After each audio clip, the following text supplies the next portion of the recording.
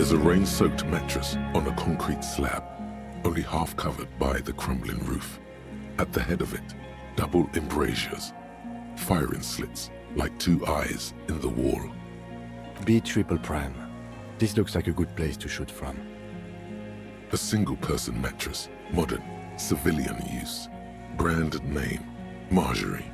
There's a fuel stain on the cover, along with cigarette burns.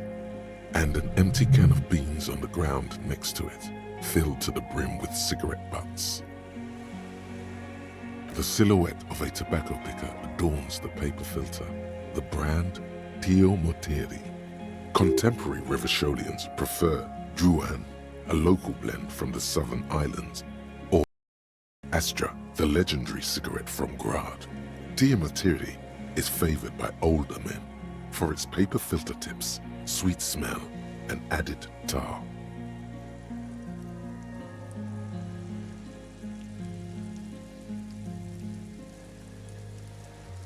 I may have been wrong when I said it wasn't important.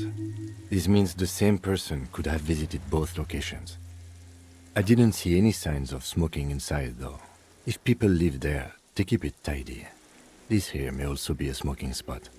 There's a firing slit in the wall in front of you, like a little window. Quite old and grimy from years without cleaning by anything other than the rain. The springs screech as you lean on the mattress and crane your neck to look out. Trepidation, a tingling feeling in your stomach. A small piece of Martinez coastline opens up in the square in front of you, like a tiny landscape painting. 1 kilometer across the water, the ruins look familiar. A towering skyscraper, its top floors shaved off by artillery fire. Capeside apartments, Rue de Saint-Ghislain, 33A and 33B.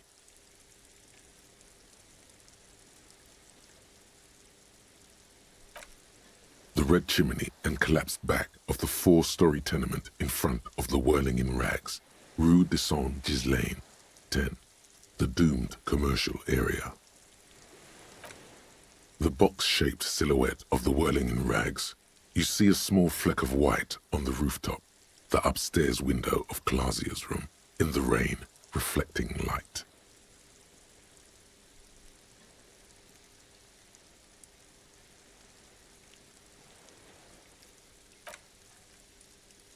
Do you have a line of sight to the window? More than that.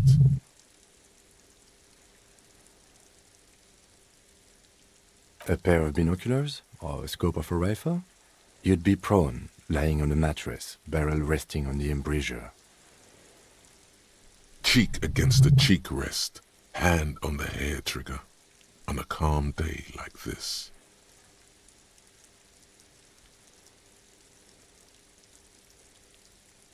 Good. I think we have it, Detective. The origin of the shot. This is the sniper's nest. Affirmative. Why? We don't go everywhere in the 1,000-meter radius of the crime scene. That's not procedure. Don't beat yourself up, officer. We did not put guns in their hands or get them drunk.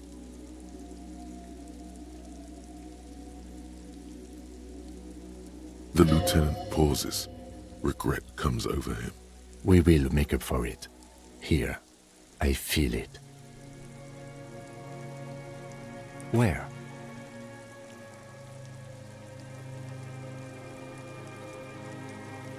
He does not answer, just nods. With his back hunched, he looks around once more and says, We should move now.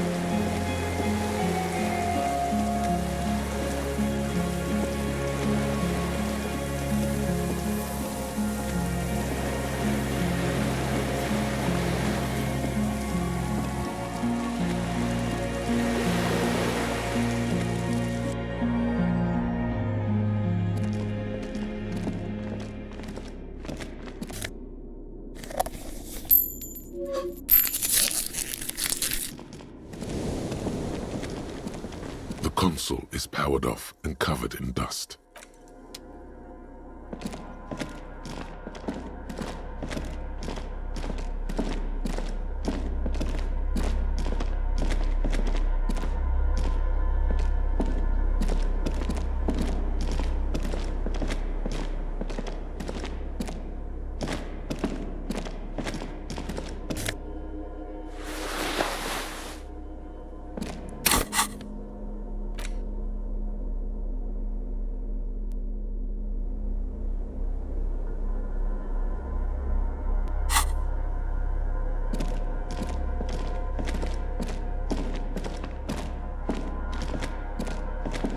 This old cylindrical generator waits with its fuel cap open. Makeshift electrical. The lieutenant assists you, holding the canister up to the fuel tank as you tilt. Dark brown, viscous fluid pours out, and the room fills with a chemical smell.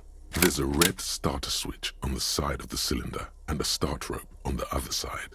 The recoil start wakes the old generator up. The machine sputters like an old warhorse before settling down to a rattle. That should do it.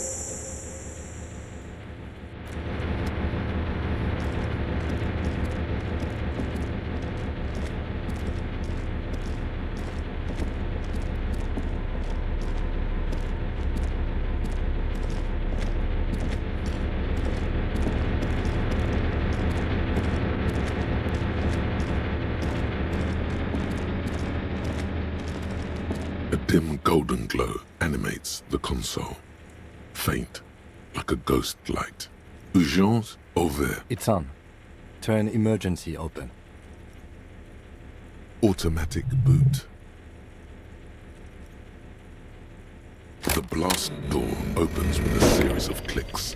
A shaft of light appears, then widens as the light shines in.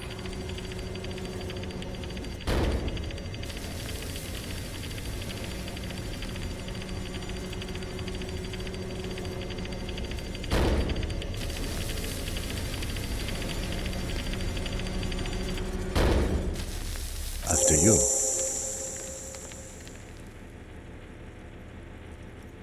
So did I. Not back there, but I felt it since we came here. I don't know. A thin wisp of smoke rises from a charred black fire pit. The wind picks up, then dies down again. Don't worry. I have a gun. I know. It was not easy to acquire.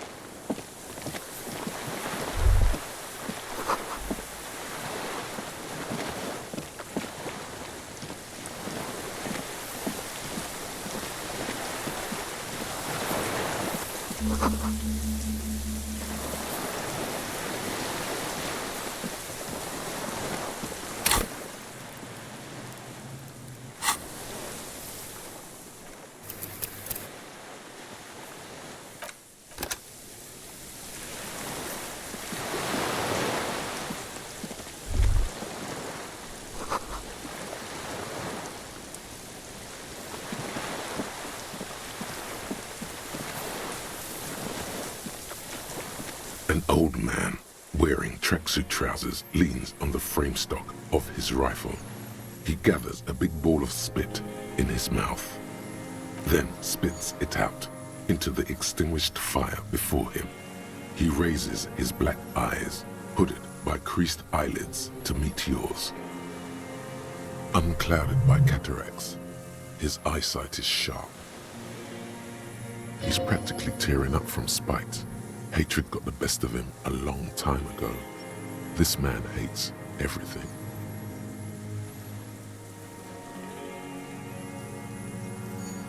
The what now? I can't hear you. I may have. All sorts of little rats have come sniffing around, trying to give up the position. Fire guy. Regressive bourgeoisie henchman. Can't even talk like a grown-up. My eyesight? Yes. Helps me see all the shit. I did. And you opened it. How? I should have burned that console down. Reactionary rock and roll music. Playing on the water. Told you we shouldn't play sad FM.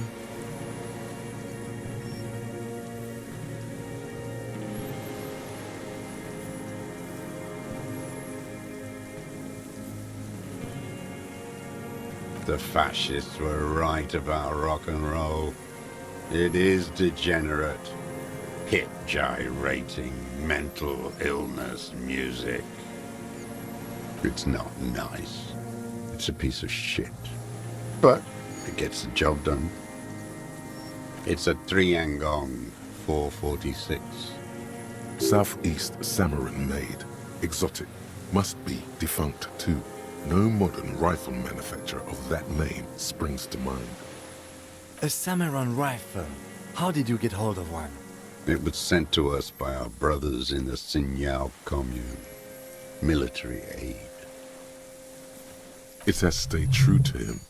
He can still make it sing.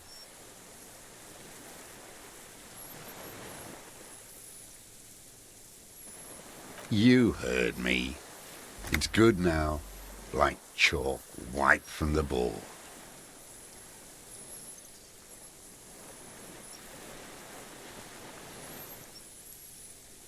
Yes, I bet you've killed a lot of people with it. You fascist fuck. Have you come to make me one of them? His right eye twitches. With what? Fear? Rage? We have come to ask you questions, nothing more. If you do not comply, we will take you in. Do you understand? The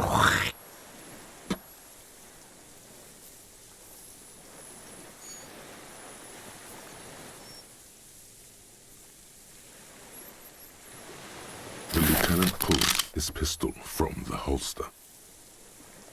You are a glorified night watchman. This is a service rifle. I can only lay it down before an enemy commander of corresponding rank.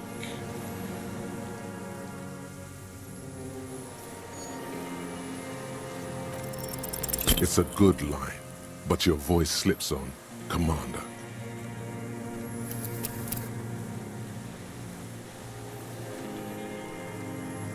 A big-time operator of the pederast army.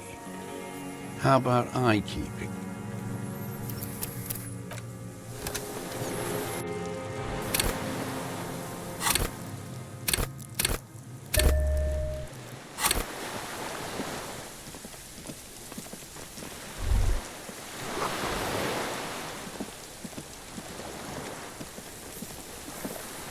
An old man.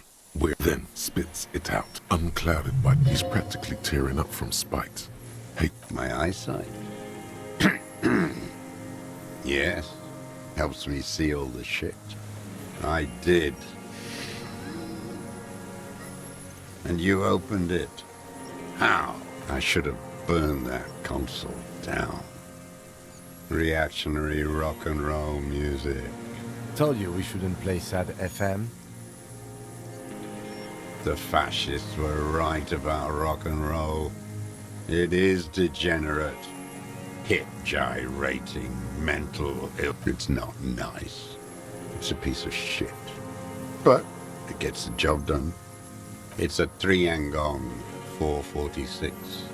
Southeast Samaran made. A Samaran rifle. How did you get hold of one? It was sent to us by our brothers in the Sinyao commune. Military aid. It has stayed true to him. He can still make it sing. You heard me. It's good now. Like chalk, white from the board. The what now? I can't hear you. I may have. All sorts of fire guy. Regressive bourgeoisie henchman.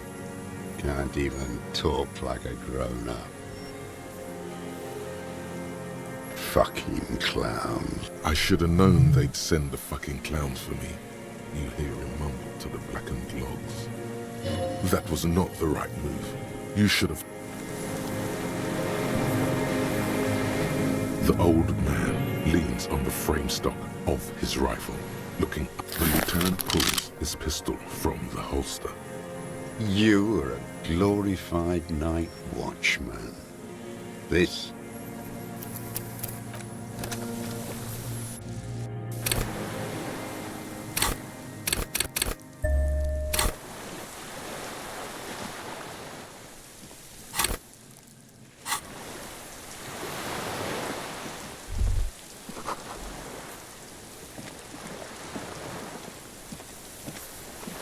An old man then spit uncloud. He's practically tearing up from spite.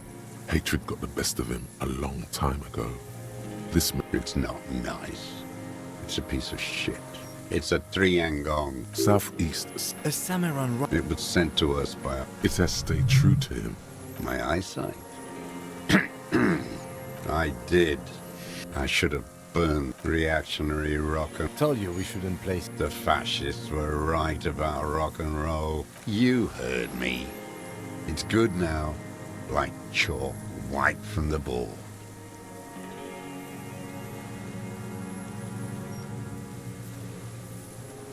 Yes. Have you? His right eye twitches. We have come to ask you a question. If you do not comply, we will take you.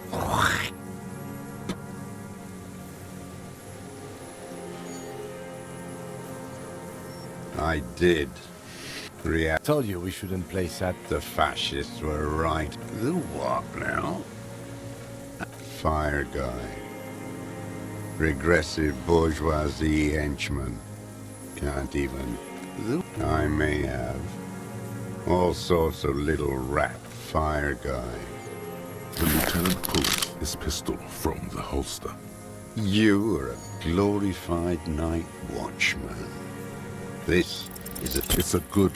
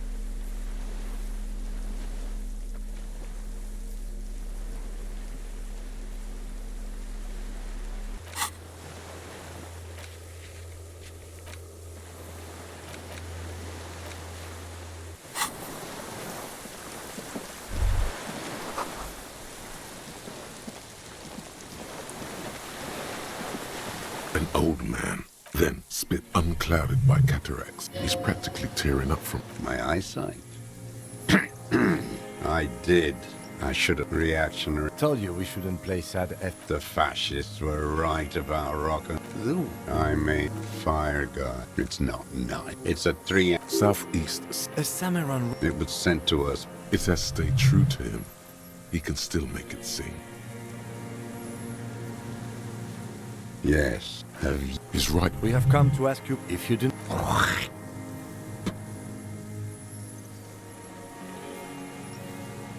The lieutenant put... You are a glorified night watch. It's a good...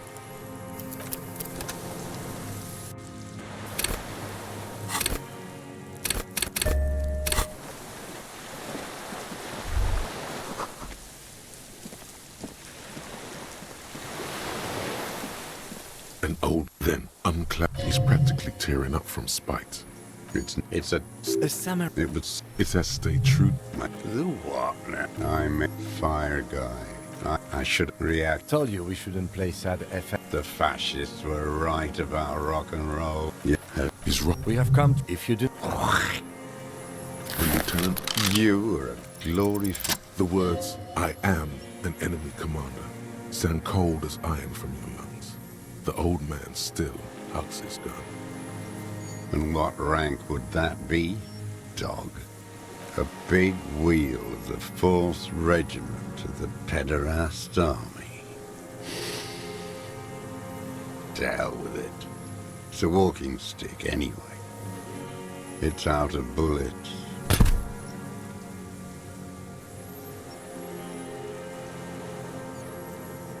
His gaze follows your motions. The rifle feels surprisingly light in your hand. Frame stocked and patched in places with tape and wire. The rifle's in a shabby state, like a crutch that's seen too much travel. Hieroglyphs are embossed into the forearm. On the butt, you see Vespertine writing, burnt into the wood. Triangon, 4.46mm, made in Sinyao. No one said it has to be a Vernagrave. We were just guessing. From ballistics, it could easily have been a triangle. It doesn't matter if it was made in Shanti Shanti. All it has to do is use jacketed ammunition. And it does. The right type and the right calibre. He's liking this. The old man keeps following your motion with his gaze. His right arm twitches suddenly. This looked very much like the murder weapon. It could be used against him to get a confession in time. My name is Josef Lilianovich Dross, Political Commissar of the 114th Anti-Aircraft Division of the 4th Army of the Commune of Revachol.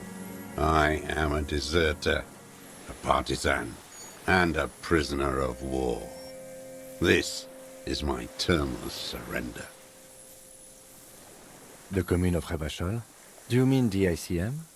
You're a holdover from the...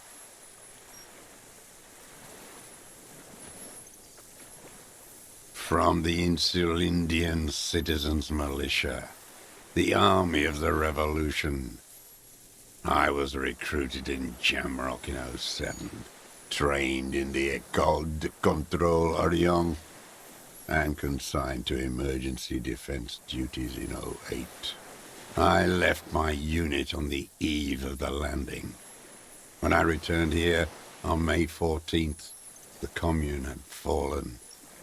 Still armed and ideologically trained, I wrote a criticism of myself. 51 minus 8 equals 43. No. I've been on other islands, too. I was an resurrection until they turned it into a spa in '18. Then I was an E-48, a nameless sound, until the sea washed over it. Then I came back here.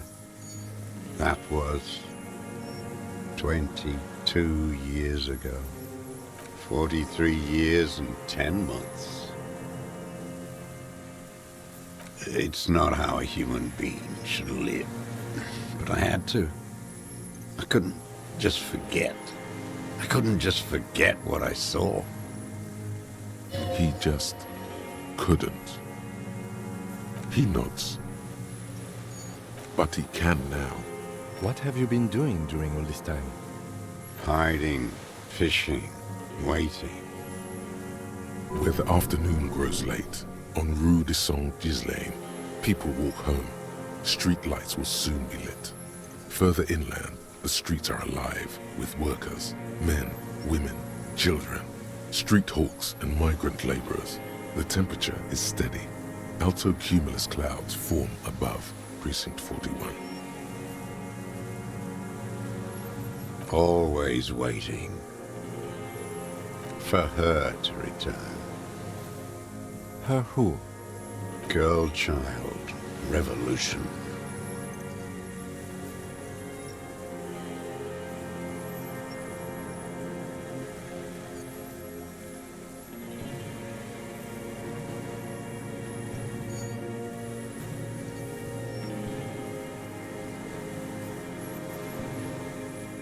I am not a fool. I know the material base for an uprising has eroded.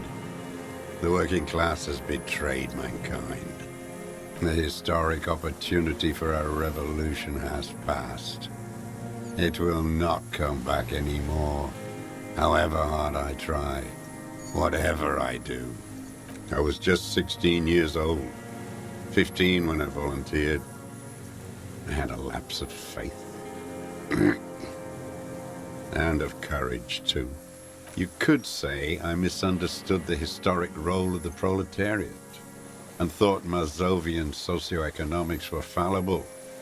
For a second, I doubted the irreducible laws of historic materialism. A second is all it took for reaction to take hold.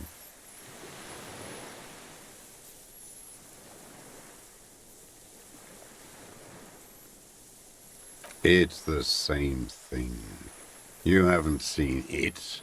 Not really. Not naked. It's impossible not to be afraid. And this was when? May the 13th, 08, 44 years ago.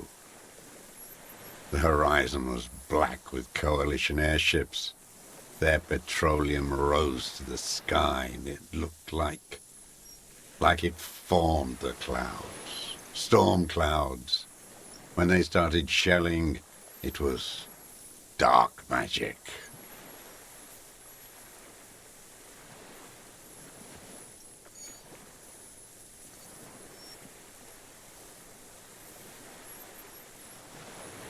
The combined might of international capital, all at once.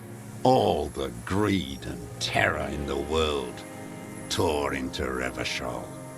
It lifted streets from the ground and turned houses into ghosts. We were in the Flak Tower.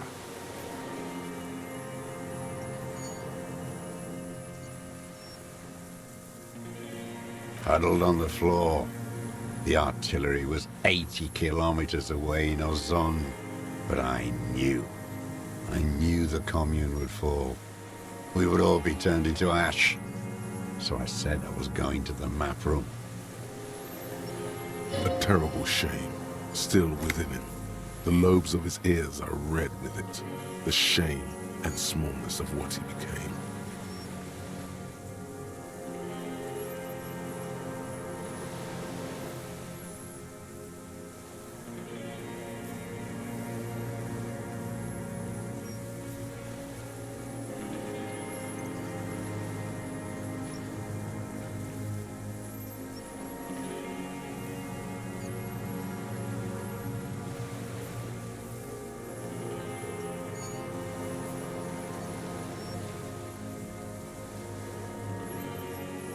No. I climbed the chain link across the water and hid inland, in the bunkers there, like the weakest of the weak. A mouse, frightened of the ordnance all night, and the sound of the rotors in the morning, whirring. Airships. I climbed out into hell. The landing was complete. The chain was submerged. I had to swim back. The fortress was half submerged too, shattered. They'd all drowned in the lower levels, or got torn to shreds above. The anti-aircraft gun had malfunctioned. So had I. I left them without ideological direction. It was real. I'd seen it. I'd seen it in reality. The mask of humanity fall from capital. It has to take it off to kill everyone, everything you love. All the hope and tenderness in the world. It has to take it off just for 1 second to do the deed. And then you see it, as it strangles and beats your friends to death. The sweetest, most courageous people in the world. You see the fear and power in its eyes. Then you know that the bourgeois are not human. I had to fight it. I had to never stop.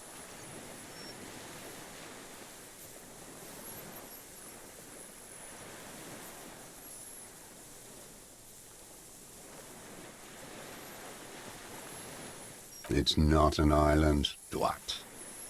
It's a defensive fortification of the commune of Revachol. The congenitally deformed King Philip II built it to restrict access to the Bay of Revachol. We captured it in '02, retrofitted the fort with an AA gun to defend against an airborne landing. Against the whole world. Coalition military called it Operation Deathblow. I later found out on the radio they called it Deathblow. You're one of them. Tell me, who speaks like that? We had 50 million people on Caillou alone.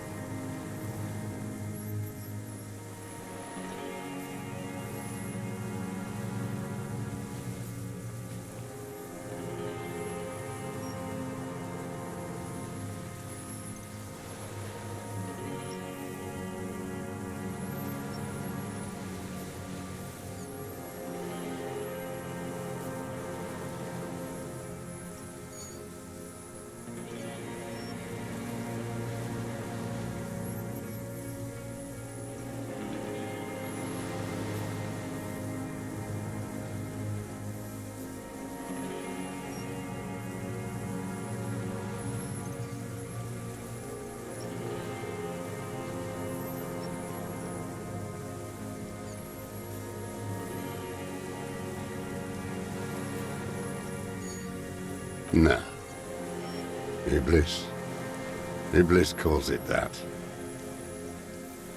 The black-eyed angel. How does anyone survive? I steal. Supplies, vegetables. I collect rainwater. It's the life of a dog, not a human being.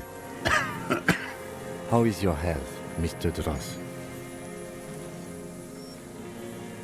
I've been throwing up blood since winter. Red, like beetroot. Been passing it in stew. He does seem frail. Gaunt for his age. More like 75 than 65. Trouble putting on weight could mean cancer. The RCM can provide medical services. You need to be looked over. I need to die. You don't have medical facilities. You have guns. That's all they give you. Toy guns. I haven't. I have holes in my brain. Years missing. Others filled with pain only. A decade of I don't even know what. Inferno?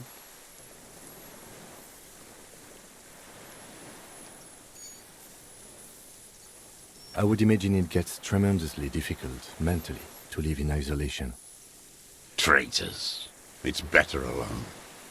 I watch the people of this city turn the lights back on more and more each year. Ruins, glimmering in the dark, like a fucking merry-go-round. It's disgusting.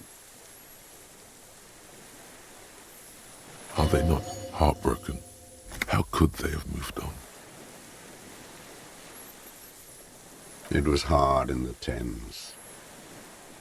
I didn't have partisan training. They were searching for stragglers, those bloodhounds. Floodlights on the water.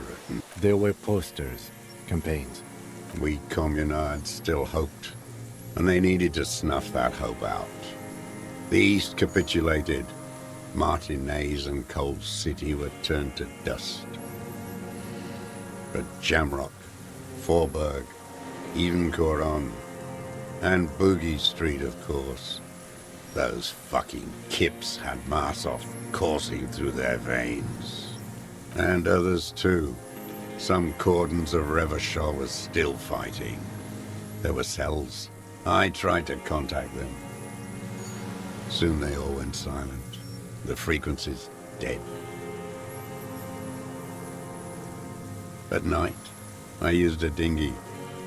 I only went after dark then. When I got to the city, I stayed underground. Patrols, you lot, the commons too. They'd started snitching.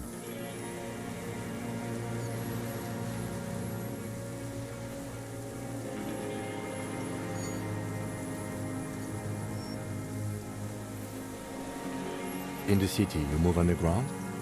From bunker to bunker. Not anymore. No one cares now. I don't even have to hide. They think I'm another antisocial vagrant. I could walk straight into that town if I wanted. I just...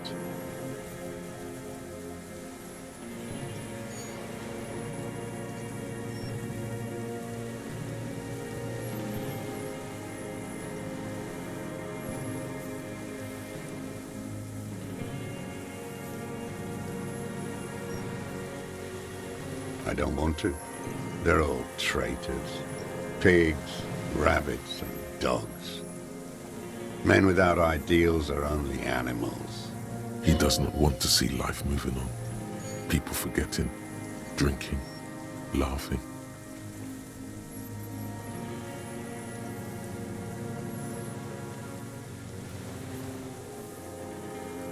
So you finally found it. There must have been a small squadron's worth of arms in there. Belmer graves, right?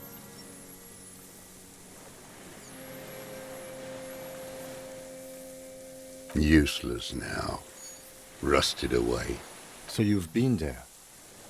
Sleeping. Some nights. Ammo scrounging on others. Those McGraves were shit, even before they corroded. Some had bullets in the chamber, however. You feel the dots connecting. Little dots on the map he's walked across. The propaganda bunker. I used to, but not anymore. Propaganda bunker? They stored leaflets there. Broadcasting equipment, too. Made broadcasts, I think. Propaganda officers. I buried them with their leaflets. They killed themselves. 2 young boys. A lot of our boys did. I spent some winters there. Never liked it. Kept thinking of them. No need to go underground anymore. It's better in the ruins, on the ground. I do. They're good. Plenty of tar. I like that boy on the pack, too. Reminds me of the last century. The old man looks across the water, at the city, the ruins, the motorways rising above it. You're with the RCM, the coalition-appointed mob that enforces bourgeois morals in Revachol, a so-called Lieutenant W. Freighter.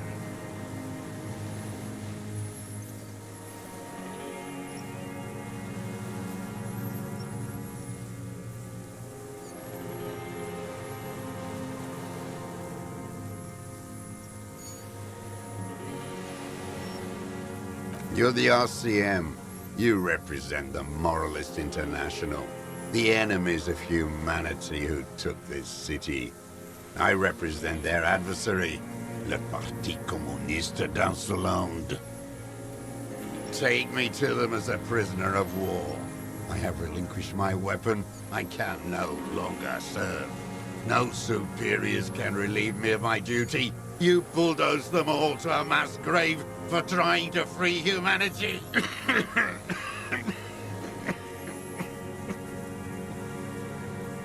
A spray of blood from his mouth on the black charcoal in the fire pit. Rene, the royalist on the coast, said, Liberal reactionaries signed that instrument.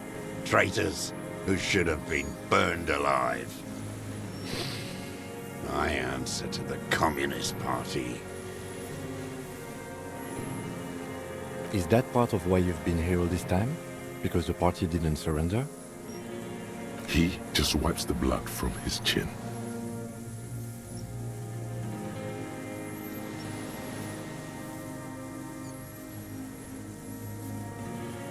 You're insane. Radio shows, speed racing, sporting goods. None of it is real. No, I am not a soldier. I am an ideological officer. I belong to the party, not the army. Trained in historical materialism, then assigned as a political commissar by the party. These things used to mean something. The old man does not answer. He tilts his silver head and looks at the reeds. His job was to assure the army answers to civilian control and follows the ideology of the Commune.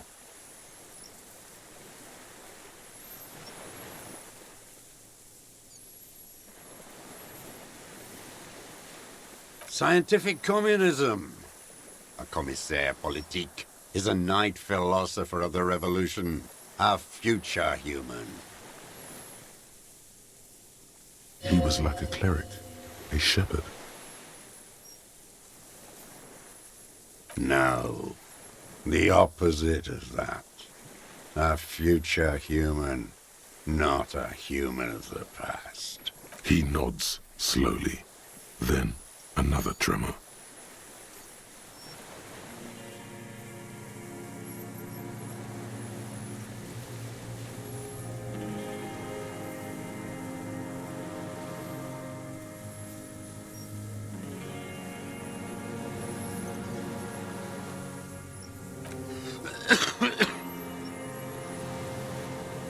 There's nothing serious in this world. It's a farce. I've used it for killing people. Killing people? It's a gun. That's what they're for. You want a moralist euphemism? Defending your family and your property. I haven't done that. I've used it to kill people. Interesting. During or after the war? There is no after the war. Class war is never over. So he's continued killing after hostilities ended. Okay. Go in straight. No euphemisms. He doesn't like those. No. Be careful now. Slow and steady does it. Make him repeat it first. Don't mess this up. Remember, he wants to tell you. Get personal.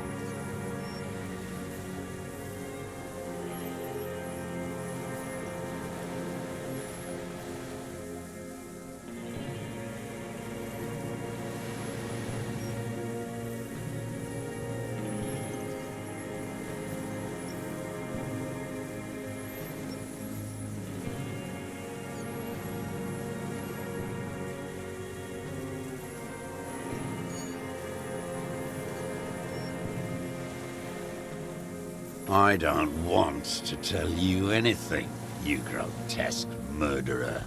And why did you think that was a good idea? Don't listen to me.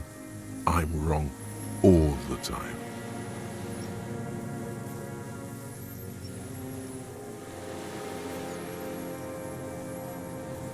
Nothing comes to you. Silence is, and in them, a chill, like electricity running up your spine, crawling into your skull. All is not as it seems.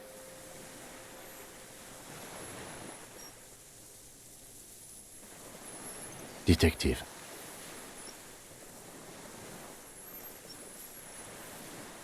What did I just say? What did I just tell you? Don't drop the ball now. The who now? He heard you. He just wants to hear you say it again. This is dramatic flair on his part. Right choice. We're in. Do it, sire.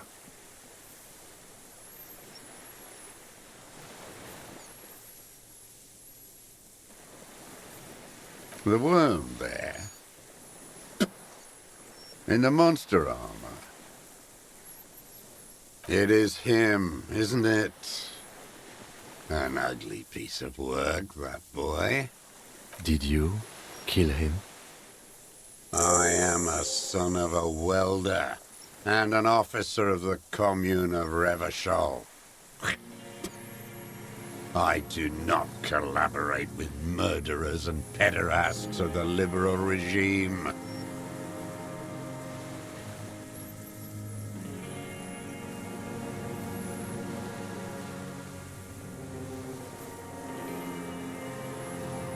A drop of blood in the saliva. Exhaust him with proof. Pile it all on him. Get a confession. The gun. The murder weapon is the perfect opener. The scent of blood in the air. But what else? There was something you can't remember. Something about the tracks. Suddenly, all those tracks are so confusing. Go with something else first.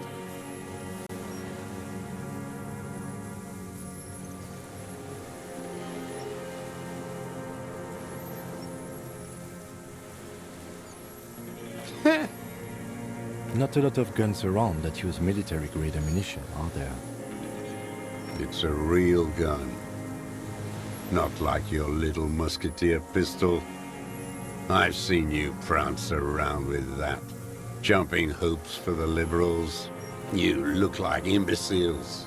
Why don't you ask them to give you real weapons? Going against automatic rifles with these toy guns.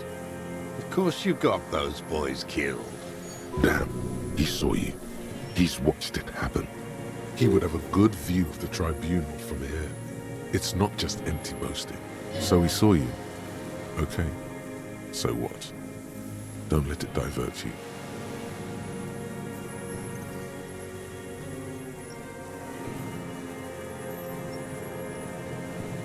You know what? You're right. I'm convinced this made the shot. Should we call it?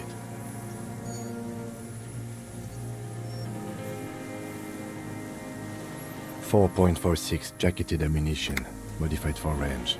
We have it. This is it. Good. This feels good, doesn't it? Tearing things up like this. When you have the murder weapon, you have the killer. Murder. This pushed him, but not enough. Just a little more. I saw you poking around there, looking for evidence. You're damn diligent when it comes to dead fascies. Did you like the view? You had direct visibility. There are embrasures in the concrete, specifically meant for a top follower to use. And you had a long-range rifle in your possession. You've been here a long time, Mr. Dras. Too long. You clearly need medical aid. I'm ready to die. I've done my part. He's practically admitting to it. Dead fascists for fascists. Done his part. Just one thing remains unclear. The rifle does not seem to have a scope.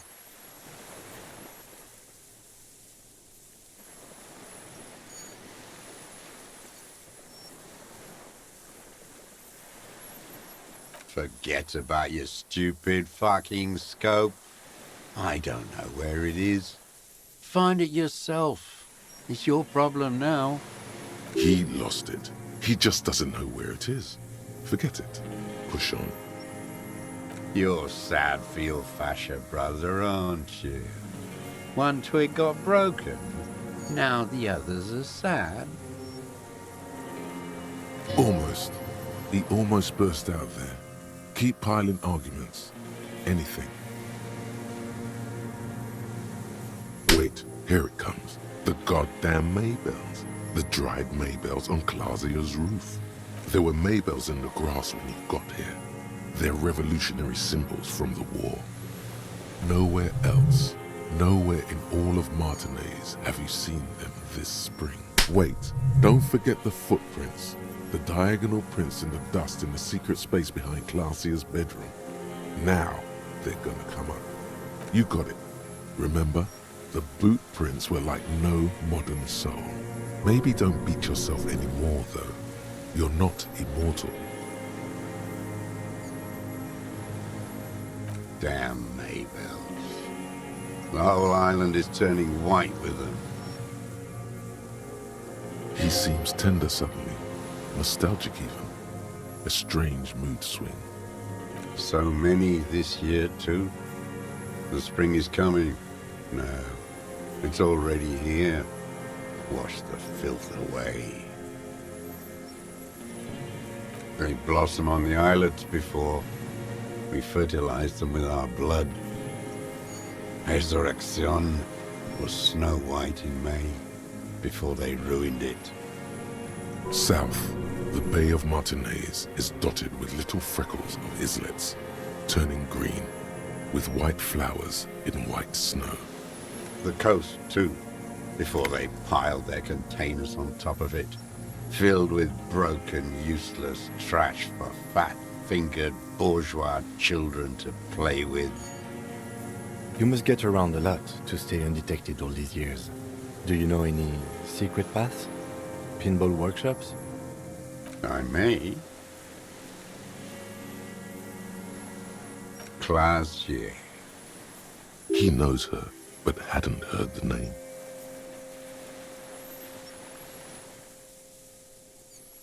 My ears don't reach the city. With the victim.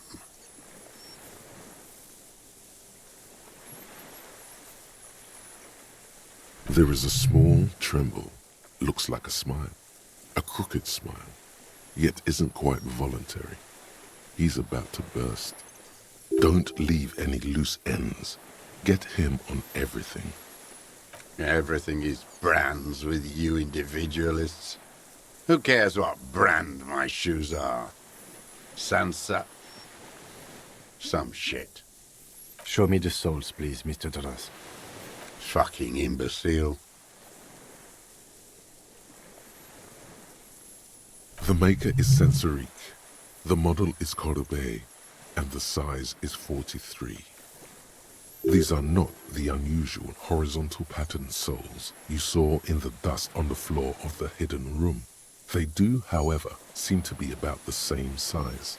The size fits, but not the soul.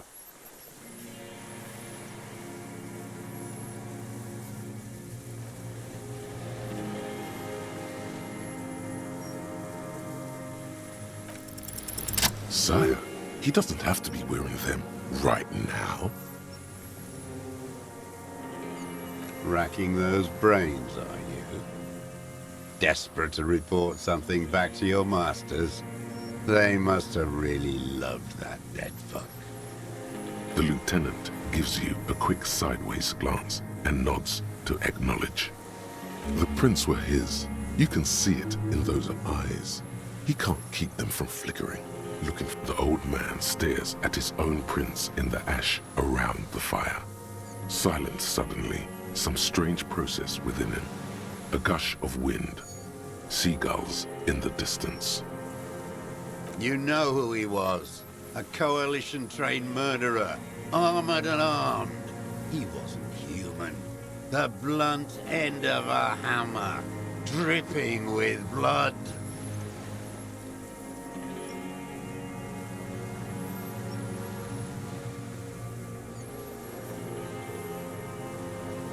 beating us to the ground, moaning with joy. You hounds get so thorough when a company-trained killer dies.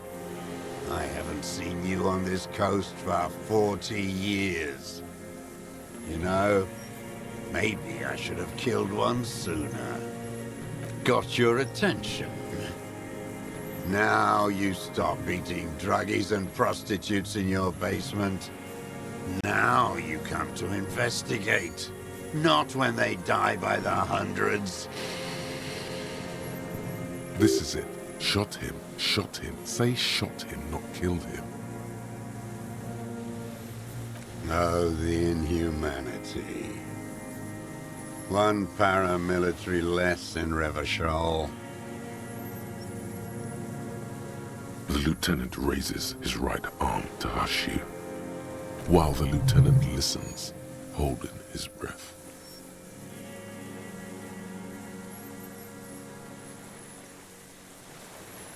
I had them in my sights, both of them, him and the whore.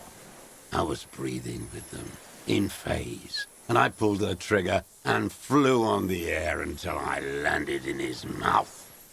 I didn't think I had a shot like that in me anymore. I did. I saw him kneel there with his mouth full of death, and that stupid look on his face. And his dick still in her. Nothing. I went to sleep. Next morning there were Maybells everywhere. The world was white, or what's left of it anyway. My last spring here. I knew the fascists would come to avenge their own, and so they did. Mr. Dross, are you aware you're confessing to murder? Yes. And you were looking at them, the victim and a young woman, having sex, through the scope of your rifle that night, before you shot him? The old man nods. Why? Because that's what they were doing. The motive. This is where the motive is going to come from. You can coax it out of him. The lieutenant's preparing the ground. I don't understand. Do you, detective? I don't understand this part. I'm always looking. Are you always looking through the scope of a rifle? I'm just trying to understand. A rifle scope has the best magnification. And if you don't like it? Click. Yes. Think of it as a form of critique. You got him going. Connect every little piece now. Wrap this up like a gift.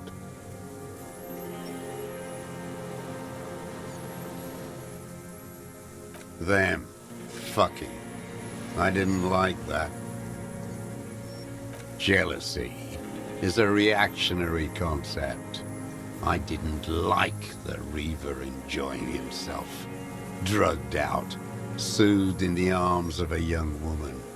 I wanted him to die so he could not enjoy life anymore.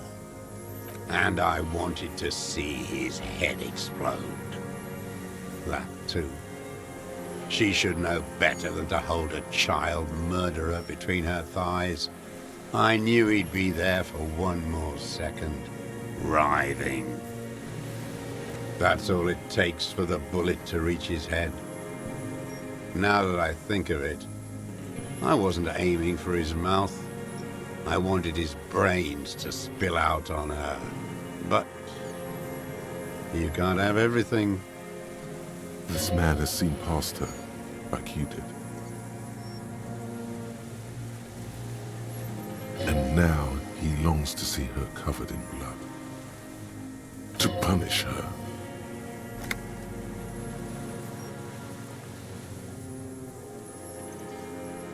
Since she came to Martinez, I saw her sneaking in the reeds early in the morning, behind the Feld building. It was dark, still winter. She didn't have her skimpy outfit on then. She passed the Feld building on the coast. What was she doing there? Hiding something in the water. She had a fag after she'd done it. I was up in the ruins there. She couldn't see me, but I could see her, smoking. She was nervous, but not scared. Her passport and tickets to Villiers. And from there to Cachet Brut. In the free state of Seminine, hidden away at the edge of the earth, near the Pale. After she was gone. Did you keep what was in it? When we found the submersible, it was empty. No. Why would I do that? I didn't need tickets to Villiers. I put them back. If I wanted to extort someone, I'd do better. This implies that he's thought about extorting her. Also, a little inconsistency here. He was surprised to hear her name Clausia before. Would he not have seen it on the documents? Why would I need that trash? I'm not going to Villiers. A strange confusion comes over him from time to time. Some kind of aberration of the nervous system. It didn't say Clausia in there. It was something. I don't remember. It was dark that morning. I only remember her face on the photo. I did. She had a face like an archipelago, with those birthmarks, and a body hard and lean and bruised all over, black and yellow. I could see she's taken a beating. I could see who she was, too. A spook, on the run. Revachol's the cloaca of capital now. All the bagmen and arms dealers end up here to do drugs and have sex like animals. You could tell she was a spook? From the documents? She had different color hair on the photo, and glasses. Forged. Some sordid bourgeois affair. I've heard about this kind of thing on the radio. He's setting it up for you. The bruises, you can't make that out in a scope. You can't see bruises through a scope. It's just a blur.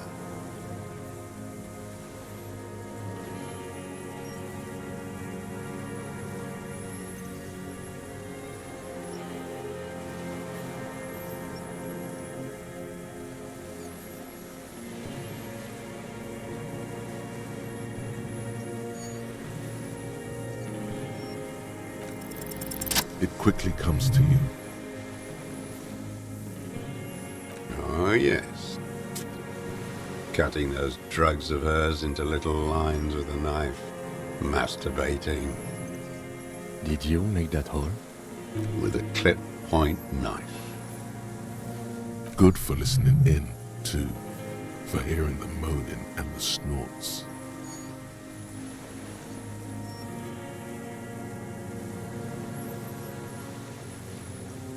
Like that, too. Yes.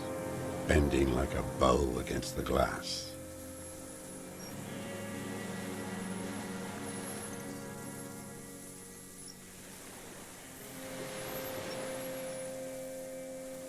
I've been through all of Martinez. Every nook and cranny. Yes, that, too. The things they did in that little room. What she'd do to feel good. Funny the way light works. You turn it on inside, and it gets so dark out, you can't see a man looking in. I learned that in the 20s, when they were still hunting me. I've seen people do some shit, but... Those two took the cake. You hear the familiar scribble of the lieutenant's pen. A quick glance at you. How did you get in there? The hidden pinball workshop. I can just walk in there now after a good wash. I told you, they think I'm an antisocial. Closing hour is a good time. The kitchen's empty. You had to open the steel door in the kitchen? How? I got that open a long time ago. Some bourgeois game merchant lived there. I don't know, 15 years ago. He left spare keys all over, and I took one. Then I saw her turn the light on one night in my scope. Andy found use for it. A spare key. like the one hanging behind the Union Box window.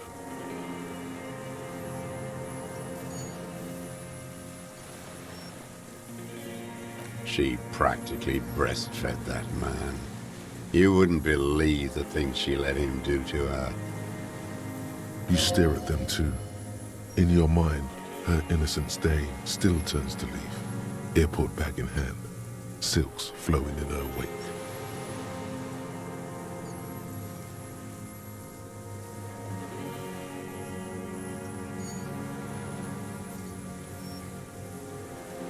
See you tomorrow, Harry. Her voice rings in the evening air, burning.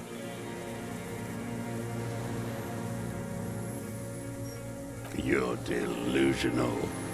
There's nothing to see in the soul of the bourgeois woman. It's the same as the surface. Sick hedonism and desperation.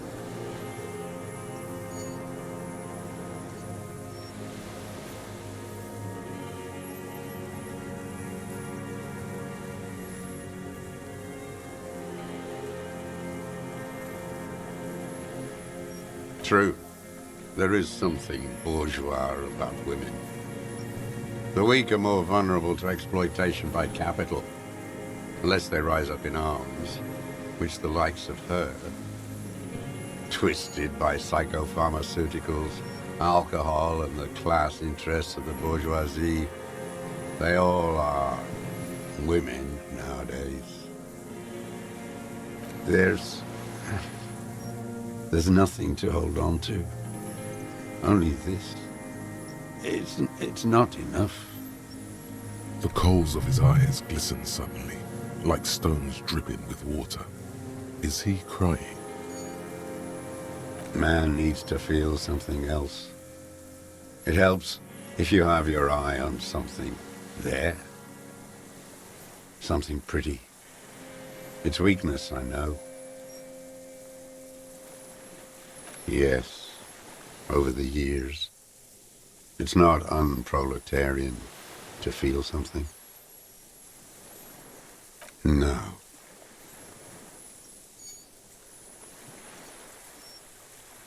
I don't really know. I was there one night and she was crying, like a child, in the corner of her room on the floor, like she does sometimes. The day after I killed him. Yes, I don't know why I do the things I do anymore. Maybe, I told you, I have holes in my brain now. I wouldn't just sit here waiting for you. If you came 10 years ago, I would have killed you.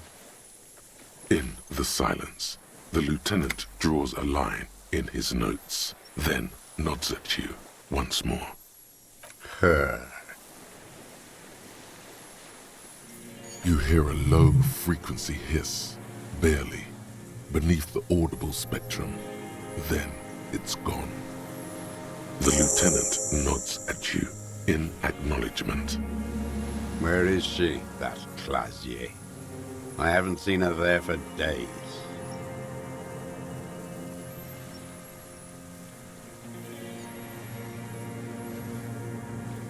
Gone. I knew it. She kept staring into the scope this last week at the island, like she knew. She'd look at night, crying or smoking on the roof, staring right into me. It doesn't matter. Midtown, across the Bay of Revachol, snow falls on 40-story towers. Above them, Elysium Central Aerodrome, a cocoon suspended in the snowy sky by a web of suspension wiring, encircled by hybrid aircraft. On the platform, a young woman is withdrawing from amphetamines, barbiturates, and alcohol. Yet still she smiles among the crowd, among the great ghosts of the city she's leaving, for another, far south. Smaller, distant, hidden, Not like the great chandeliers she sees sparkle in the dusk below her. Streets, towers, tenements and cold water. Across the water, a dark strip of ruins, barely visible, if she didn't squint her eyes.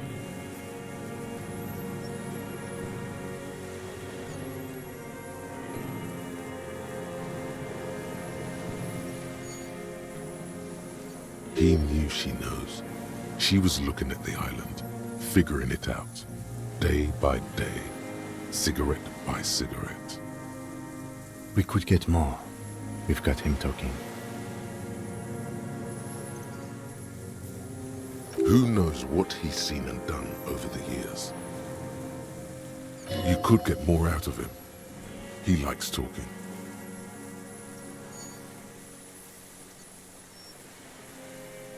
A tragic comedy. Druggies, prostitutes, and rentiers. A strange little engine seems to fire up in him again. It straightens his back. The familiar put of hatred. Specifically, the whole city is a charnel house, stripped clean and draped in neon. But Martinez is the worst. Because of the racists, everyone is a racist in Martinez. It's their favorite thing to do in the whole world. Listening to race-themed raid pump full of steroids and Radio Revachol 92. Race this, race that. It's all sanctioned by that social democratic union and the farce of a social democrat who runs it. Yes, the fly larva in his container. He let some nihilistic advertising yuppies erect a statue of Philippe III, a syphilitic murderer, on the town square, to spit on the working class. Not since the serfs of ancient Pericarnassus has history produced a more inert social class than the Martinez proletariat. The rest of Revachol at least pretends to rebuild. These people still live in ruins. Intense, like animals, like those boom morons on the ice. A pity they didn't drown in that tent of theirs. The worst of them is the blood-drenched Sucrion on her yacht, licking her lips. The old whore's gone now. Her gun-toting porcelain men are dead. So, actually, no. The worst is that old cock parading around in his uniform, throwing balls all day. It's not enough that the racists and liberals are dancing on our graves. The old loyalist ghouls still parade the ruins too.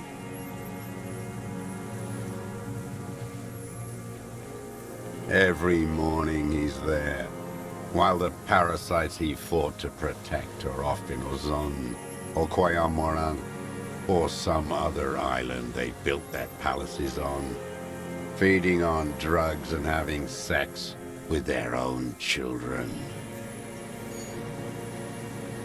That's all the rich really want, sex with their own children. Throughout history, even the royal bloodline of the suzerain, it's all just an excuse for them to have sordid sex. At least that old cunt, Frisell, is now dead.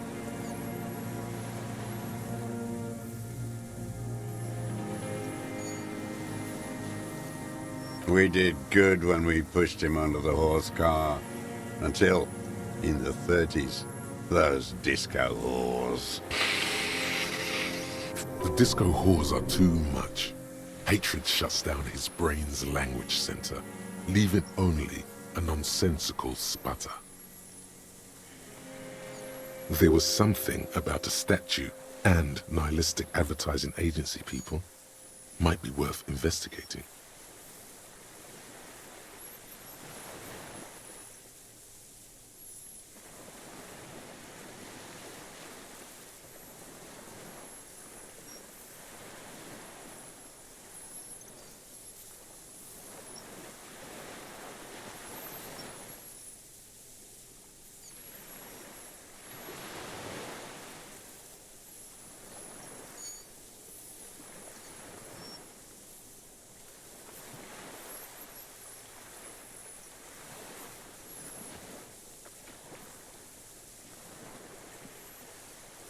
yours.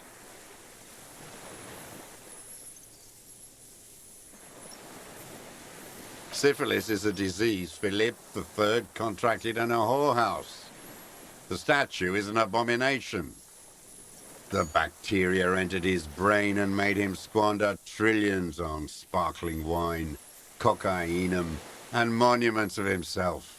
His son, Philip IV, the insane, contracted syphilis in the womb.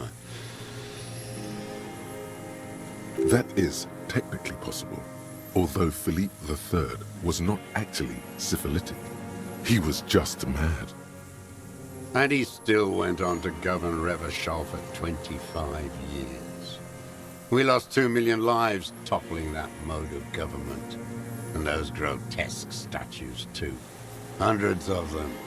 What a keen remark. Yes, it is, isn't it? It's still there. Do you know why?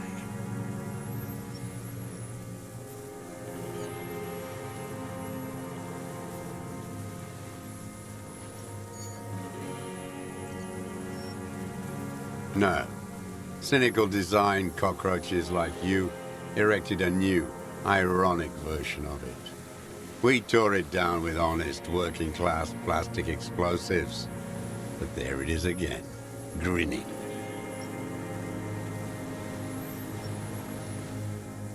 Art is a bourgeois establishment. It's an affront to humanity. Every gallery should be bulldozed, and the artists should all be given 30 years of hard labor in Yekokata.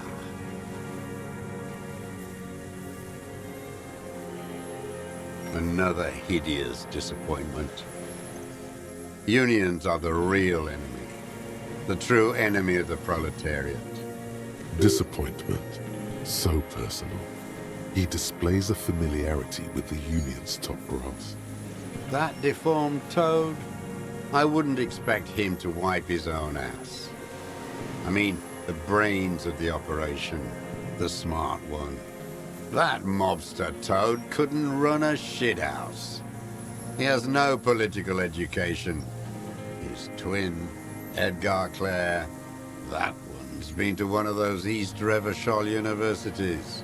He talks a big game about uprising and alienation and so on. First against the wall with him.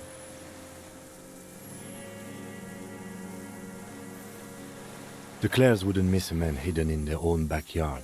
Not all this time. Nothing happens in Martinez without them knowing. Of course. Maybe the Clears asked him to. Don't go straight for the kill. Exhaust everything else first. Soften him up. I haven't approached anyone. I hid. It was Edgar who came to me. How did he know you were here? He didn't just stumble in like an oaf. He figured it out. Some kids told him about a monster on the island. I told you, he has brains. Stepped right off the boat and walked down where you came. I even kept the door open for him. Thought he was a man of the left. Wouldn't rat me out. I was right about one of those things. 20 years ago, neither of them could walk now, could they? They were less fat then. Edgar did the talking. Paid his respects like I were a fossil in a uniform. Offered platitudes about the struggle. Flaunted his pink degree. Even quoted Marzoff. Never trust a social democrat who quotes Marzoff. Oh, and charity, too. They love their charity. Offered me blankets and social housing. I still have the gas cooker he brought. Let me be here. The ZOC is an unlawful successor of the Commune of Revachol. We took this fortification from the Loyalists. Even the Clares understand this. They let him be here. Understanding was a courtesy. But why such a courtesy?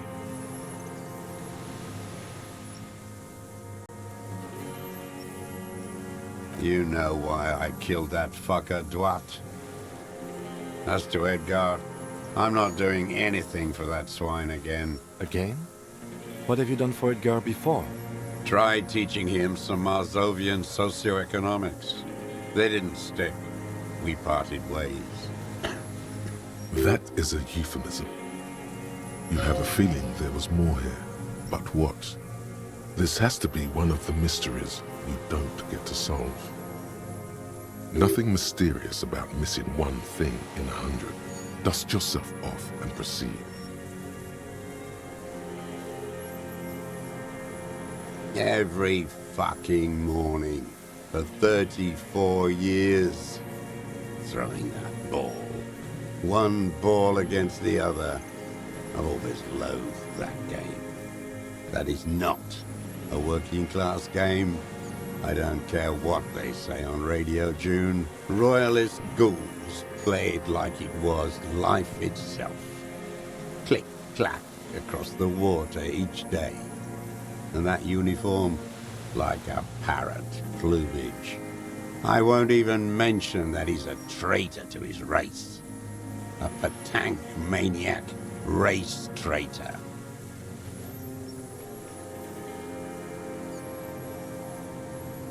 I remember him. I remember him from La Noce.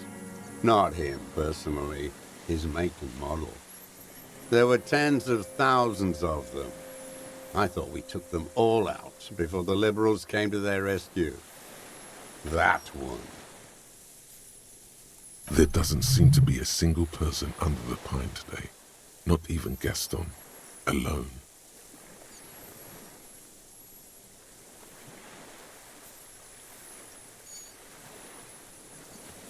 Fat and plump, like a pheasant. Just begging to be popped off. Please, Mr. Dross, shoot me. Not yet. I like to look at him strut around, place the crosshair on his medals, right on his face, and just fiddle the trigger. Think about it. Let the bonbon melt in my mouth. Save the treat for later? He is a juicy bonbon, that one. A real treat for the black day. The blackest. When I put that gun in my own mouth, I think. No, don't waste it. Put this lead in that cock, René. For the boys he killed. And then I look at him throw those balls, and I suddenly feel better. I even hid one bullet, so I'd always have one for him.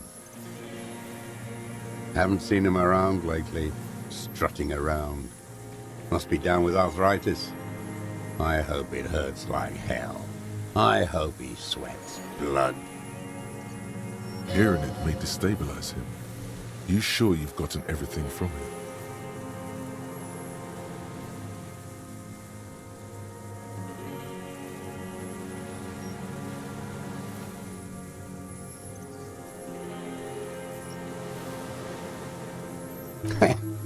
Yes, of course. Must be passing a kidney stone. I hope it's excruciating. At least it keeps him from throwing his... He seems relieved. Could he have been worried for him? He reminds him of himself. The same hatred. The same. You try to think of another thing, but no. It's just the hatred. Glad? It's all gone.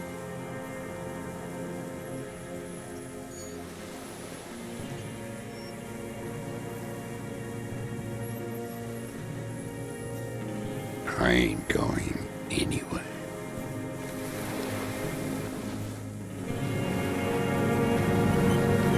The old man stares despondently at him.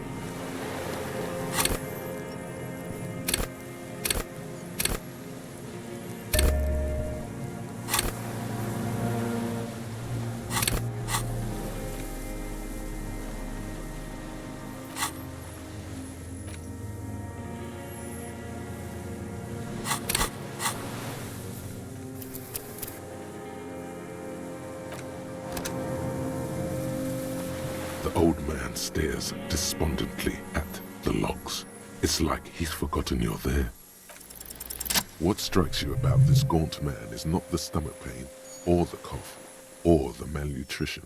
For a man who's spent 44 years hidden in the urban wild. Indeed, he speaks fluidly. His movements are rapid, if erratic. His voice, despite the cough, is there. It is capable of expressing complicated ideas. Above all, he seems animated. It's a mystery. This animation comes at a cost too. Erratic hand gestures, thought processes cut off like threads, as he just stares at the logs or the reeds. He also suffers mood swings, bubbling to the surface, great leaps of emotion, from anger to grief, despair. You've seen demented people before. This feels similar, yet different. When his thoughts move, they are lucid, keen even. Not, perhaps, but his seems more than that. The inner turmoil takes unexpected turns, as if forced on him in a way. In summary, you sense some underlying neurological disorder. No, I'm not okay. I shit blood, and I'm surrounded by insane people. There it is again, erratic hand motions, bouts of rage, and the stomach thing too, of course. His lip curls into a sneer at the memory. Yes, where is he? I hope he doesn't have debilitating arthritis or kidney stones. He can still come out to play with balls and get shot in the head, right? Oh my God, he's even worried for him.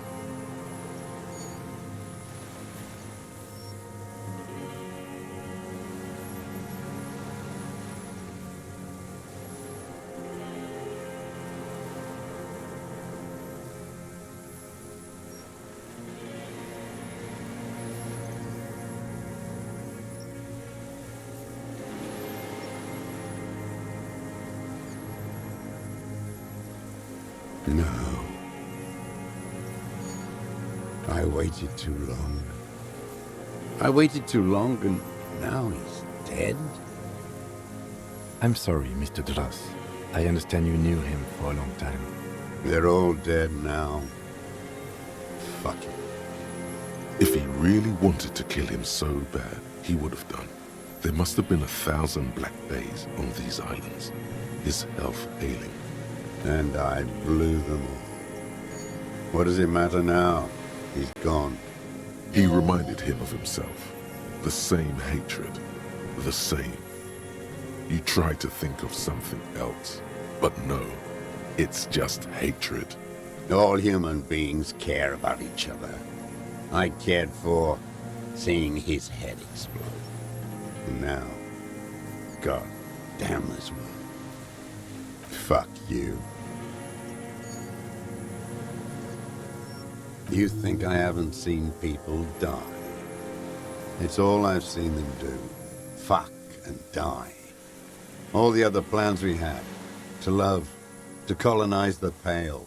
It's all fucked. He's not okay. This is just another black day in a row of black days.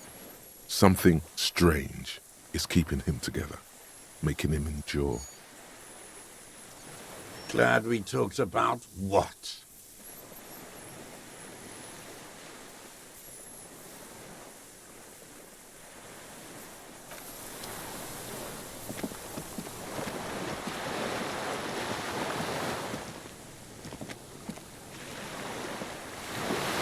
Yes? What do you want to know? Good.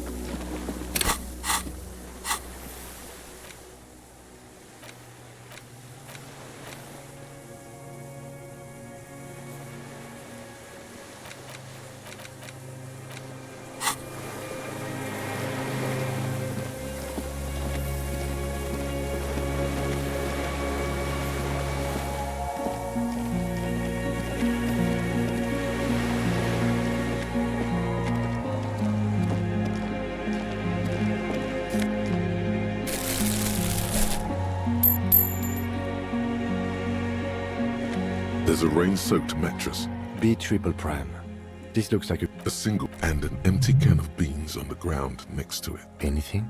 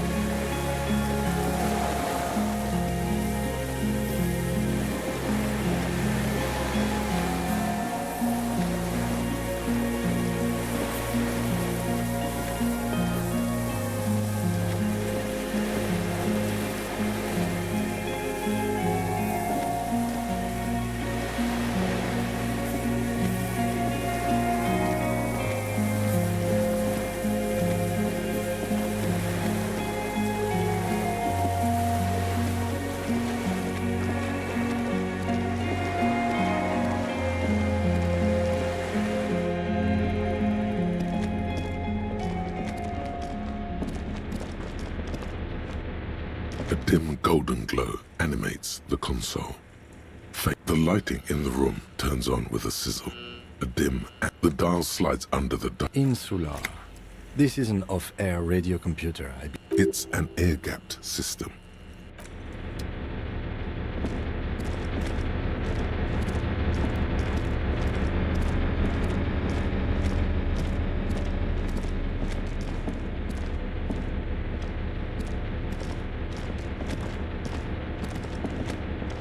Soft covers.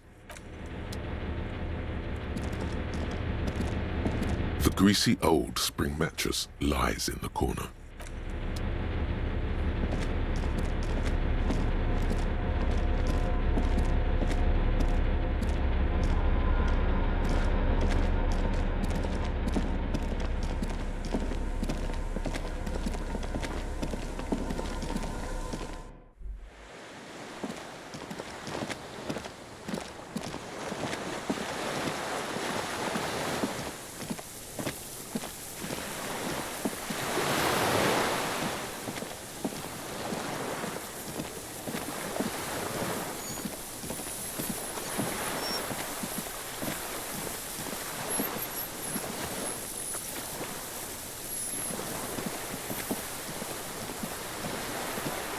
The old man stares despondently at the logs.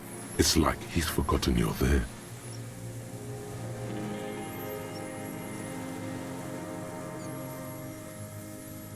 My name is I am a desert. The commune of Revachol? From the insulin, I left my 51 minus 8. 43 years. No. I've been on other islands. I was an resurrection until they turned it into a spa in 8. There's nothing serious in this world. It's a farce. What? But you said I would be taken to the...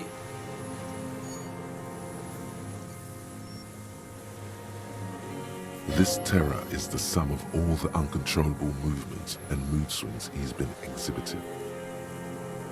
The wind picks up. The silence on the water is broken all around you. Little shivers of waves appear. The lieutenant continues. Your wayfarer rights have been suspended. Information provided to the officers on the scene will be used against you by the prosecution. You will be given legal counsel within 1 week and must face court in 44 days. Do you understand? Do you understand? But... No, I don't want to. I have to stay here. He's sweating. Beads are forming on his forehead. Your confirmation is not required, sir. Now on to the boat.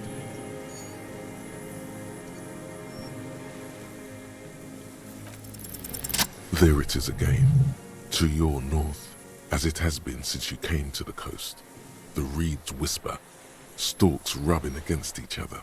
But then, in the middle of it, something completely different. It sounds like a bow, very slowly being drawn against the strings of a violin. A very small violin, made of reeds and rushes. Maybe there is room for 3 on the boat.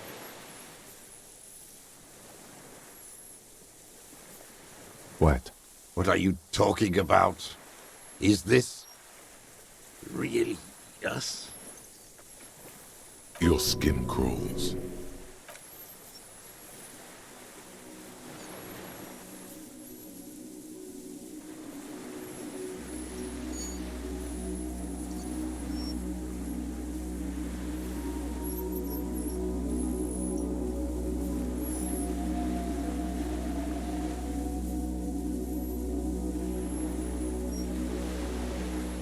A delicate tangle of arms and legs unfolds from the reeds, limb by limb, to then just stand there, moving its scythe-like arms in ghostly silence. It's still there, an unfolding mechanism of reed-like chitin, hovering in place.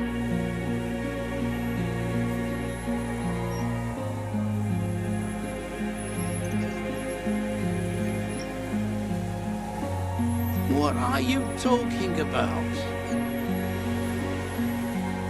There's nothing there. The stick insect is over 3 meters tall. It looks straight at you with its tiny pinprick eyes and its grotesquely small head. You feel your legs shaking under you and your gun hand rise instinctively.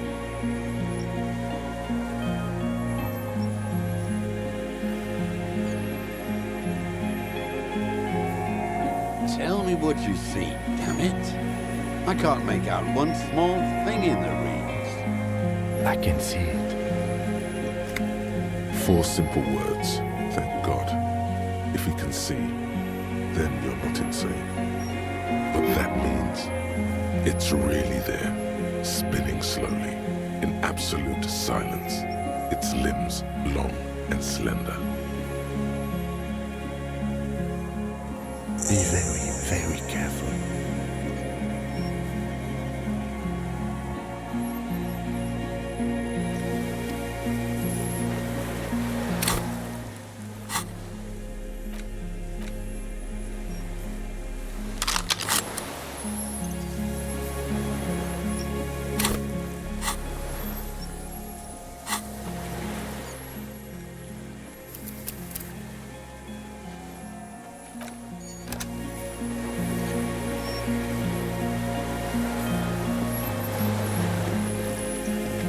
The creature stands on long stilt-like legs, antennae hanging from its head like a woman's hair, white and curled at the tips.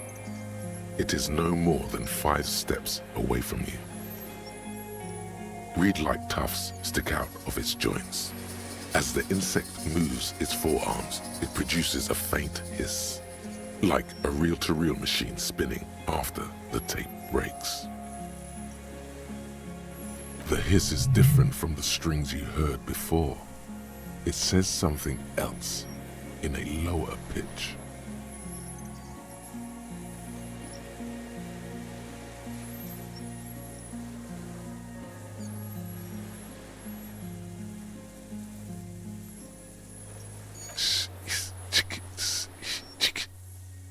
You smell. It is.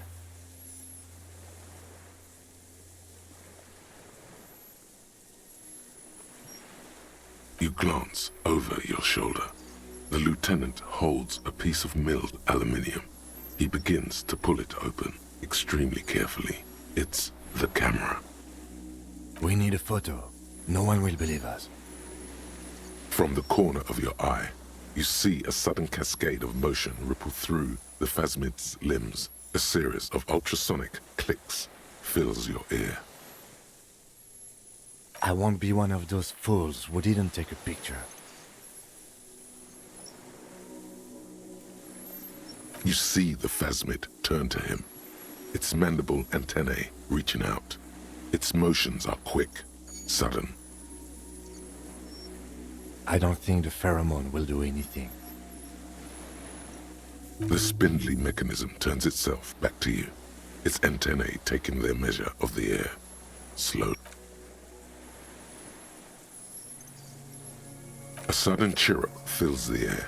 The walking stick moves its whole body, limbs working independently of each other, like the parts of a masterfully constructed machine.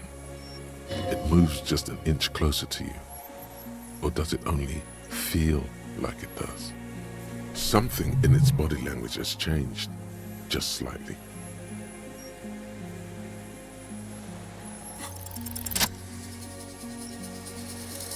Slowly, with your breath held, you take 2 small steps toward the phasmid. The creature lets out a series of ultrasonic clicks that swarm around your head like swallows. Like laughter, a sort of happiness. Sweat drips from your brow, soaking your chest. You reek of it, your chemicals. The tracheal system on the creature's abdomen expands in front of you to take in and expel air. It's smelling you. Hissing and clicking, it extends its mandible-like antennae to greet you. You're right below it now, looking up at the colossal chitin of its white limbs. The head of the creature is crowned by reeds, and its eyes are like small droplets of water. Maybe it is real, the pheromone. About now, he is ready to believe in anything. The insect's head is crowned with reed-like scales, the shape of seed heads. They rustle as the air moves. The ventricles at its abdomen continue expanding, like lunglets. Breathing you in, your sour, greasy semiochemicals on the breeze. No reply. A total ancient silence comes from its mouth, along with what appears to be some kind of foam. The stridulations of its limbs continue all around you. You were right. Little bubbles form on the mouth parts of the creature, on its segmented lower lip. It looks to be foaming, slowly. The foam is white, then yellowish. The faintest smell, like you've never felt before, like burnt roses. Careful, it may be poisonous. The foam slowly turns a darker shade, like burnt caramel, as the insect moves its mouth parts, masticating. The little bubbles begin to burst, one by one, letting out that same smell, like summer burning. Apricot blossoms, white blossoms erupting, a sensation like cold hands on your face.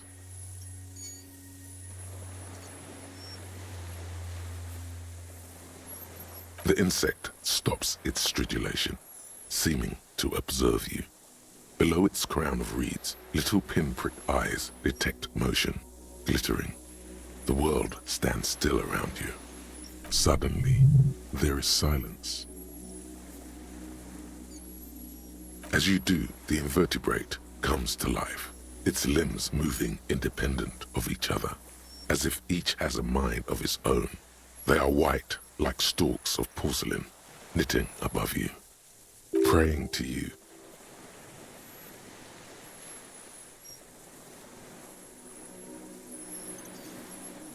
The reed creature does not stop its stridulations. It towers above you, parting the reeds it emerged from.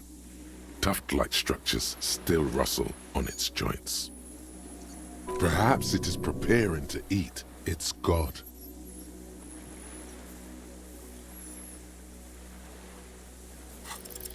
I exist.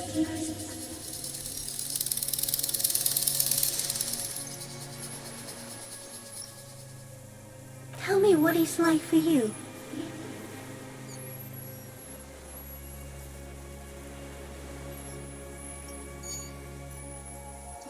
Then I will tell you what it's like for me.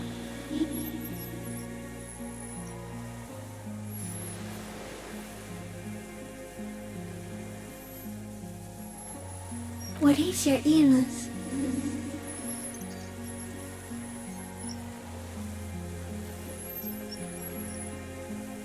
For me, it is not like that. I have states, not emotions. For example, I experience excitement at unexpected sugar rewards, but that is not important.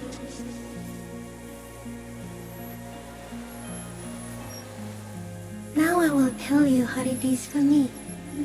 For me, it is a series of half-lit images, a kind of darkness, being intruded upon, transient, dim, moist. Shapes of plants and animals, and internal sensations. A swarm of sounds, tiny vibrations on the inside of my forearms. All speak of complexities totally beyond my understanding. I am at the end of a narrow funnel, weightless, so light, it only feels like something to be me. In truth, perhaps I'm nothing. I certainly do not have a soul, and if I did, it would never ache.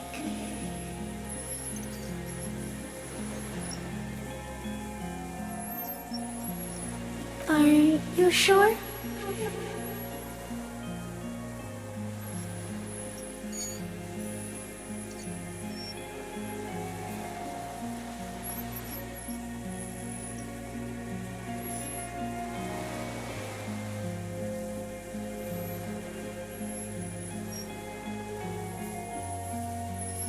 Sometimes, when molting, I will grow a lost limb.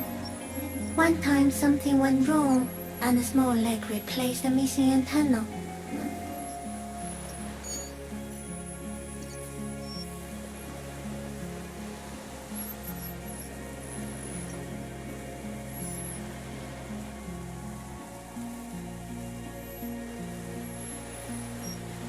No, the leg tried to move around independently, making it hard to walk.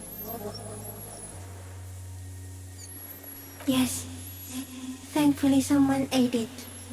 The next time I molded, I grew an antenna again. So am I. I was born to detect sucrose rewards and semiochemicals. What were you born to detect?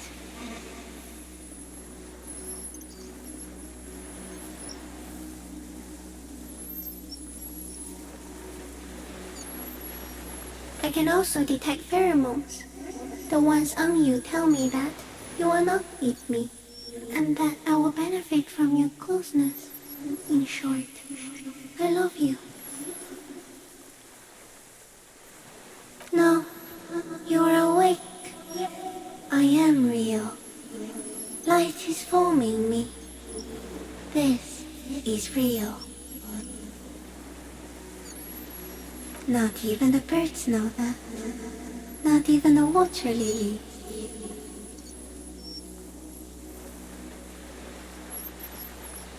I think we should eat it. If it's a leaf, you can put it in your mouth. Or read. Yum yum.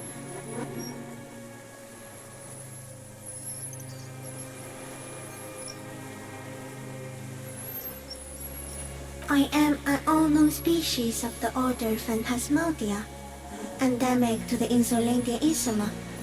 For the last 350 years, I have hidden in plain sight, masquerading as the reeds, molding, cloning myself, unfolding at night to play with trash bins and boys.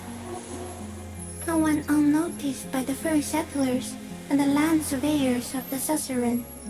Also, by the soldiers of the revolution and officials of the occupation. Even the Seminese islanders who came here first, but did not stay, have not seen me. I have stayed hidden through 4 forms of government and 2 scientific revolutions, until I was accidentally discovered by a detective of the citizen militia in Revershaw, district of Martinez, March 51. Now, you are. The moral of our encounter is, I am a relatively medium life form, while it is you who are a total extreme madness, a volatile senior nerve system ominously new to the planet.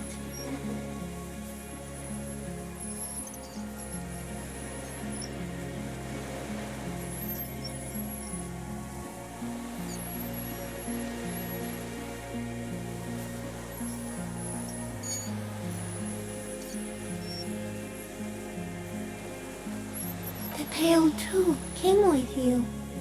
No one remembers it before you. The Nidarians do not. The radially symmetrics do not. There is an almost unanimous agreement between the birds and the plants that you are going to destroy us all.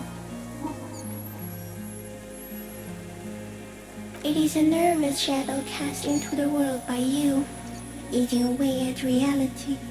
A great, unnatural territory. Its advent coincides with the arrival of the human mind. You're a violent and irrepressible miracle. The vacuum of cosmos and the stars burning in it are afraid of you. Give me enough time, you will wipe us all out and replace us with nothing. Just by accident. We suspect it will be something like the oxygen holocaust that wiped out anaerobic life 2.6 billion years ago, when organisms first started breathing. Only much worse.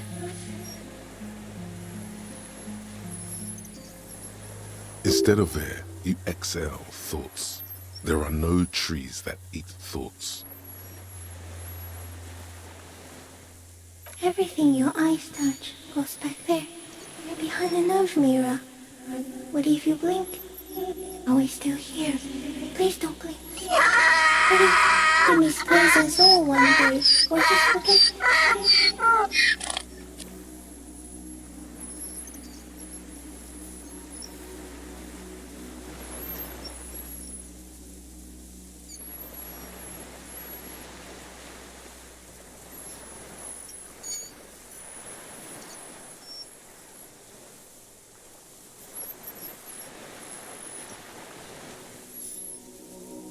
No, you're only thinking it now.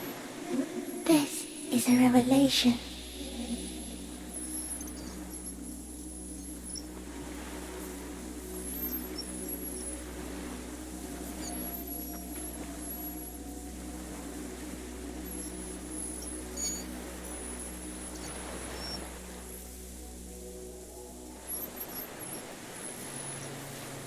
So, it is already happening.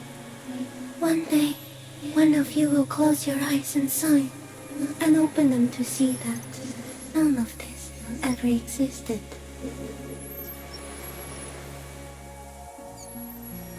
It doesn't look like that, no. You're just staring at it.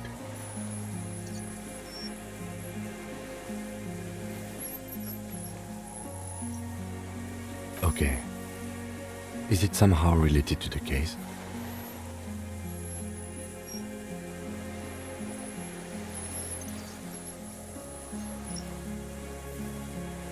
I think we should take the picture, and then you should back away from the unstudied species. No, you are. The moral of our encounter is, but the Pale too came with you. No one remembers it before you. The Nidarians do not.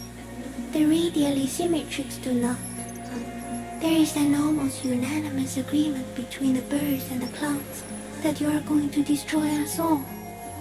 It is a nervous shadow cast into the world by you, eating away at reality.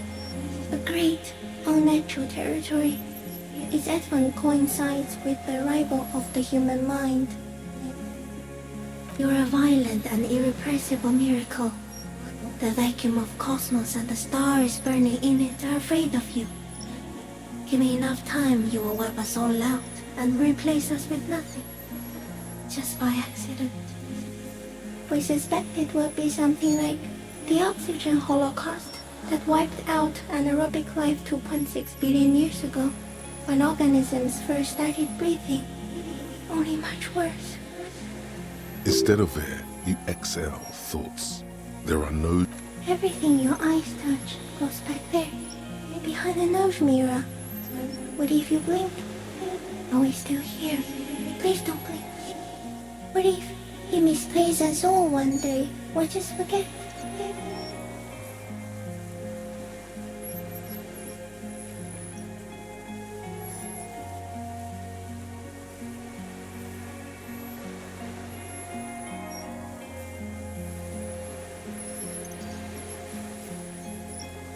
So it is already happening. Soon, one of you will close your eyes and open them to see that none of this ever existed. Not even the birds know that. Not even the water lily. You can also eat it. If it's a leaf, you can put it in your mouth. Yum yum. Or read.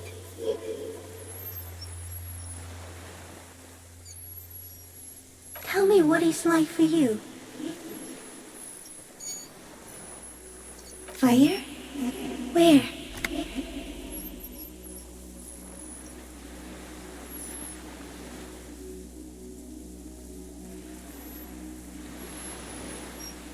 I do not have fire inside me. In me, there is not even blood, but lymph, like sap from a wine palm. Now, I will tell you what it's like for me. For me, it is a series of half-lit images, a kind of darkness, being intruded upon, transient, dim, moist. So am I. I was born to detect sucrose rewards and semiochemicals. What were you born to detect?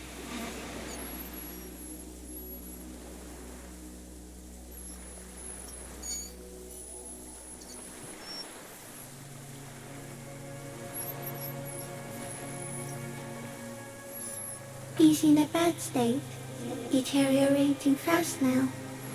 He thinks I am beneficial to him, but I am not. I only quicken his deterioration. Very slowly, and only because he won't go away.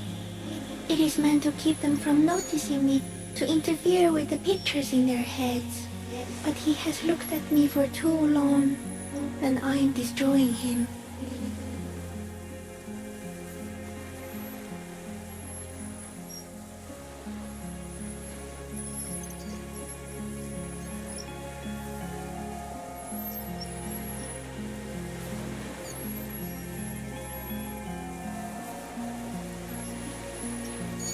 Tell me what it's like for you. Yes, holy is the Lord of hosts, and all the earth is filled with his glory. Now, I will tell you what it's like for me. For me, it is a series of half-lit shapes of plants and animals, and internal sensations.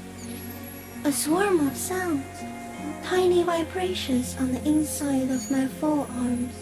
All speak I am at the end of a narrow funnel, weightless, so light, it only feels like something to be me. In truth, perhaps I'm nothing. Are you sure? Sometimes, when molting, I regrow a lost limb.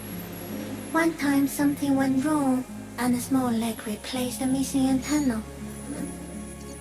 Yes, the leg tried to move around independently, making it hard to walk.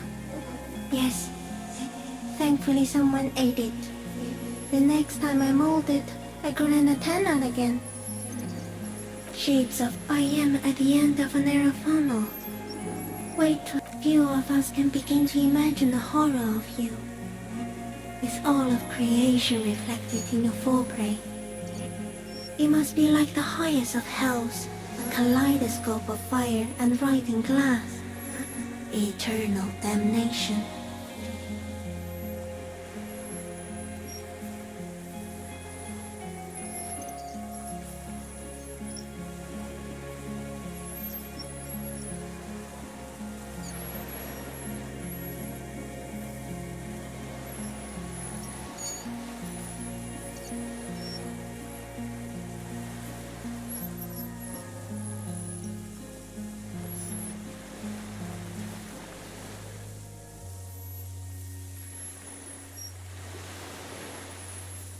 Even when you're sleeping, and when you wake, you carry it around on your neck, with eyes open that cannot help but swallow more behind the mirror.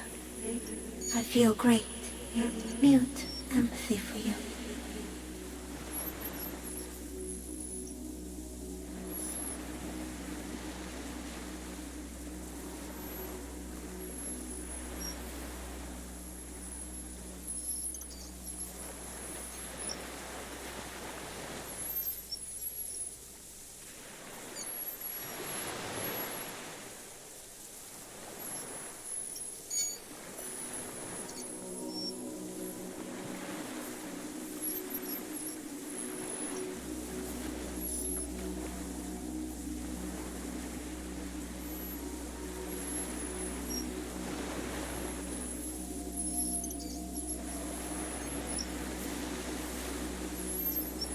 That must be incredibly hard.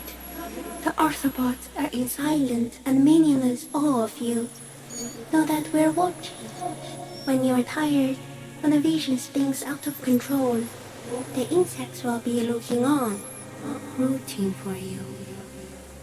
And when you fall, we will come to raise you up.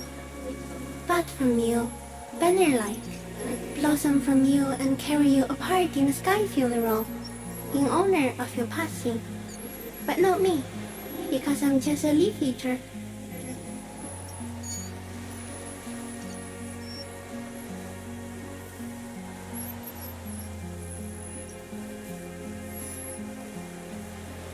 In honor of your will, Lieutenant Euphrator, that you kept from falling apart in the face of sheer terror, day after day, second by second. Detective!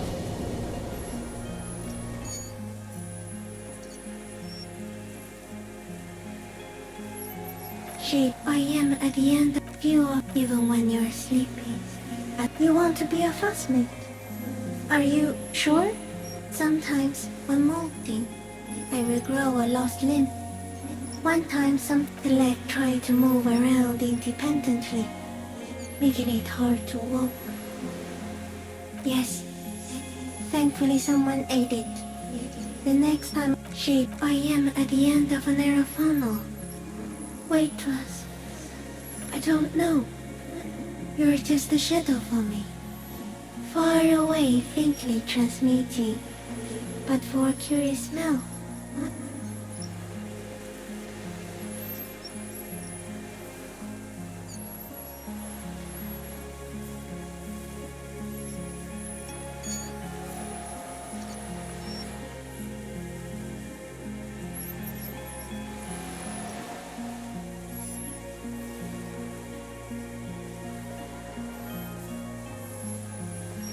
You of even when you're sleeping. That must be incredibly hard. And when you fall, we will come. In honor of your will, Lieutenant Euphrator. Detective! So am I. I was born to yes. No one detected me for such a long time. For thousands of years. I dithered, out of sight. Trapped myself in greenery.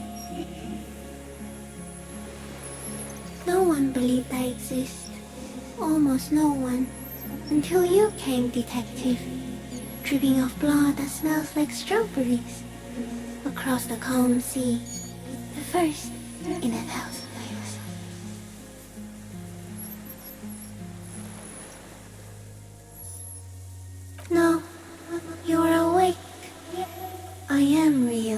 Not even the birds know that. Not even the water lily. I think we should eat it.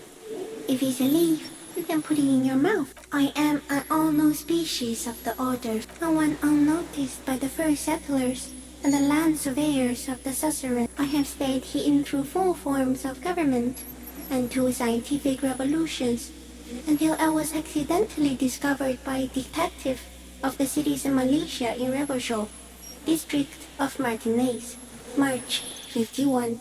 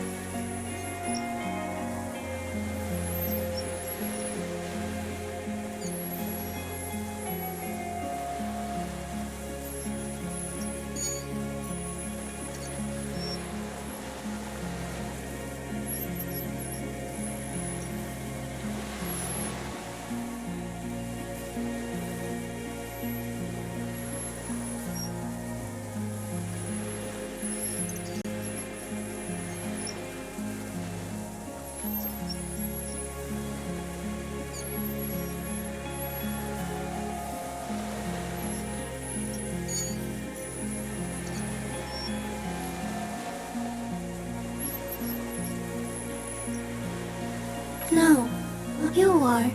The pale too came with you. No one. It is a nervous shadow cast into the world by you, eating away at reality. A great, unnatural territory. Its advent coincides with the arrival of the human mind. You're a violent and irrepressible miracle. The vacuum of cosmos and the stars burning in it are afraid of you. Give me enough time, you will wipe us all out. And we suspect it will be something like the... Instead of air, you exhale thoughts. There are no trees that eat thoughts. Everything your eyes touch goes back there, behind the nose mirror. What if you blink? Are we still here? Please don't blink. What if he misplaces us all one day, or just forget? Please be. Or one day, one of you will close your eyes and sigh, and open them to see that none of this ever existed. No, there is one more.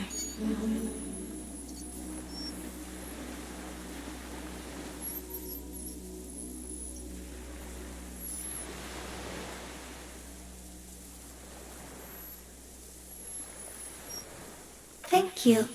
I also have one more thing to say to you before you go. That woman, turn from the ruin.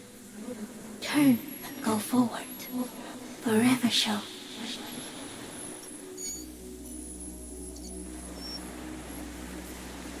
You cannot lie to me. Behind you, it smells of fires. So awfully far you were prepared to go in her presence. And it.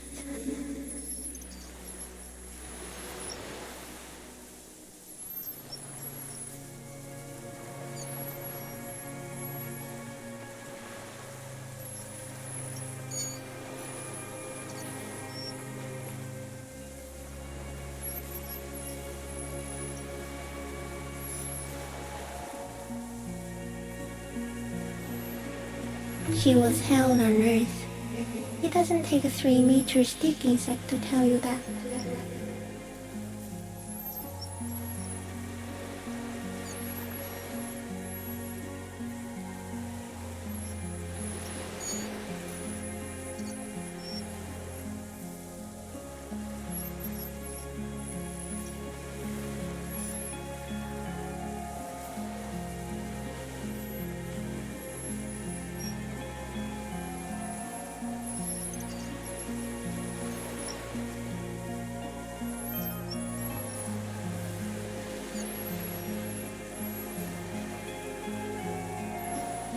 Okay. There is no change in the insect's motion while it's being aimed by the camera. It remains fixated on you. In 3. If it moves, you jump back. I'll shoot. Here we go. 3, 2, 1. The shrill flash of the camera cuts the air like the blade of a sword. The phasmid freezes in its bright light. Head turned toward the lieutenant, hypnotized by the flash. It stands frozen before you. I got it.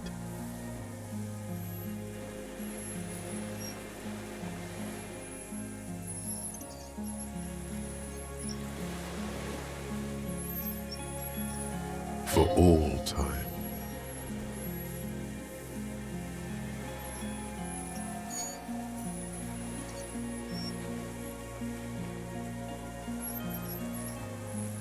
The antennae hang from a great height. With your hand shaking, you barely touch the tip of the left whisker. On contact, the kiting curls into a spiral, like the tip of a poison ivy. Its touch on your fingertip feels cold, ticklish. It is surprisingly delicate, the curly end of the whisker, like a young vine. It's even a bit wet. Be careful, detective. It's moving. You were right. It glistens with some kind of moisture. The creature in front of you stays frozen. The limb before you is incredibly light, like eggshell. It's much lighter than a reed. You feel a soft push could tip the creature over. Its hollow exoskeleton collapsing. A sudden shiver passes the limb. Looks like the creature is awakening, wave by wave from its stupor. Some sort of countdown process is happening. That's all you have time to think. It tastes like sugar, very faint. The anthropod towers above you, tufts of reeds pointing from limb and head alike. Odorless, mostly comprised of water. Another shudder pulses through the creature's limbs. It jolts back to life, like a record continuing where it left off, in a swaying, praying motion. Even the small black pearls of its eyes do not stray from you.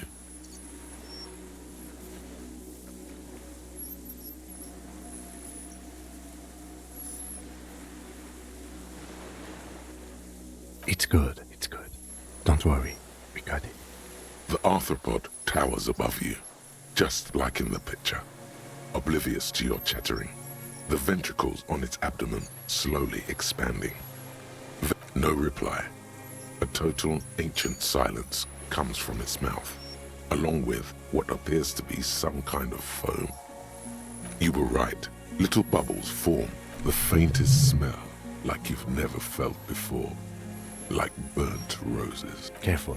The foam slowly turns, letting out that same apricot blossoms, white blossoms erupting, a sensation like cold hands on your face. The insect stops suddenly. There is silence. As you do, the invertebrate praying to you. The reed creature does not stop its stridulations. Perhaps it is preparing to eat its god. It's good, it's good. Don't worry. The arthropod towers above you, just like in the picture, oblivious to your chattering. The ventricles on its abdomen slowly expanding. Vestigial wings like barely visible gossamer hanging from the inside of its slender joints.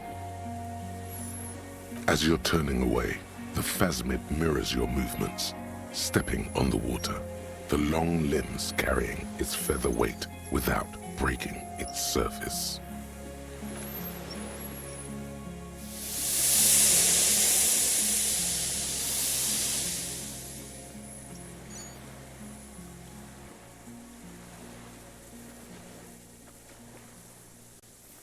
And just like that, it's gone, skating away across the sea's calm mirror like a skipping stone, leaving nothing but circles on the water. And something under it, in the place it stood, bobbing there, among the reeds, a collection of items. It's gone.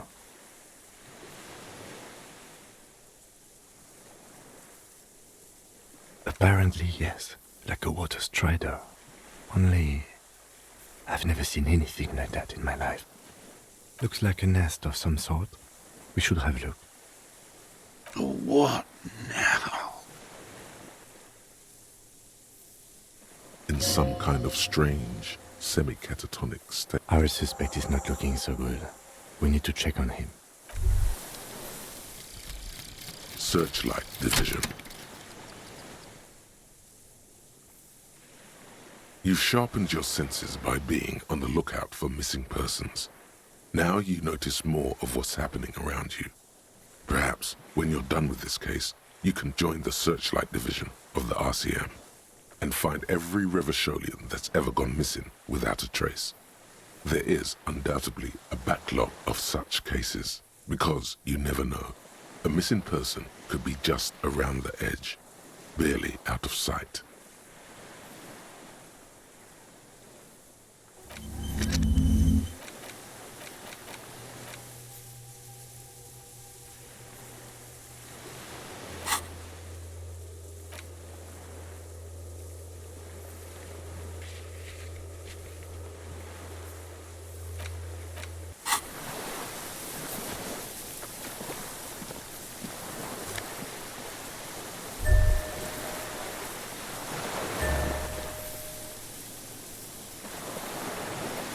Brother, you've managed to collect all the armor pieces. Too bad it's too late for the big showdown.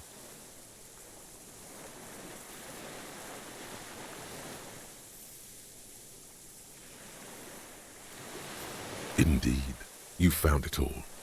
Now your mortal coil is completely protected. Few cops are this futuristic.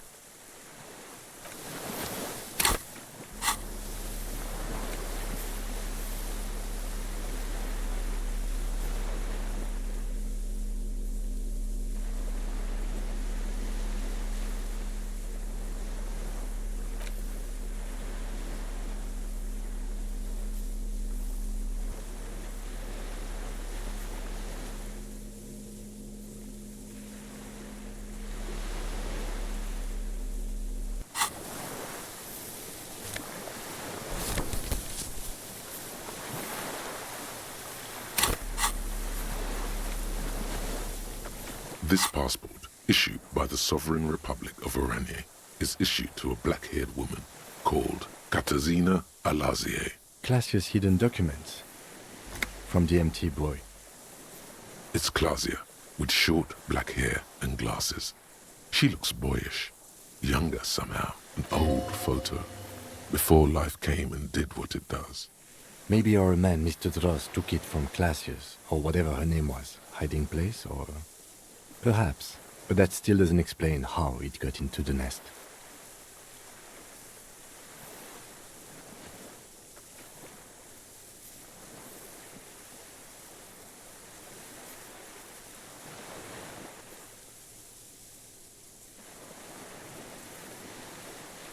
Like a magpie?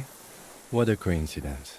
Then it would also have collected the other objects, which... By now, the lieutenant has accepted your unusual method. I can see how the helmet could wash up on the island. And the scope. Maybe Mr. Dross lost it. But to seek this out would be... Would it? Maybe it was simply curious. An octopus belongs to a very different class. It's not even an insect, it's a mollusk. But yes, I see your point. She said it would be for Anouk Meyer-Smith. Anouk Meyer-Smith. Katarzyna Alazia was supposed to be her real name, where Klasia comes from. Remember? I told you she kept lying to you. She's probably lying to someone else right now, in another city.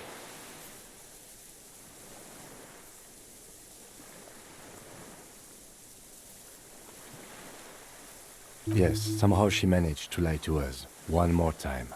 In a way, she's still lying to us right now. I don't know, but it's not Katarzyna Alazia, or Klasia, or Anouk Meyer-Smith. We didn't even scratch the surface with her, detective. Perhaps it's better that we didn't arrest her. Who knows what hell she'd be raising in my district by now.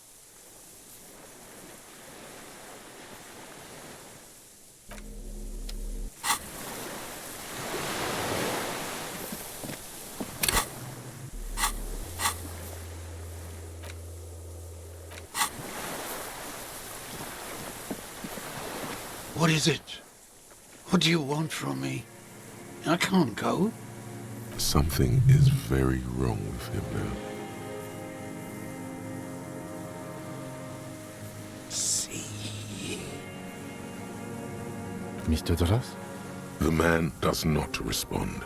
He keeps staring, black eyes glazed over and bulging from their sockets, with fear and longing. The plastic cape feels coarse. A light shiver passes the man. Other than that, no reaction. He feels small and frail. He's going into some kind of psychomotor immobility. The good news is, this solves our transportation problem, doesn't it, Mr. Dross? The trembling mouth appears to sigh. Between this and the broken tire he's used for a boat, I think it's safe to leave him here, while we go and get help. It will need to be medical first, I'm afraid.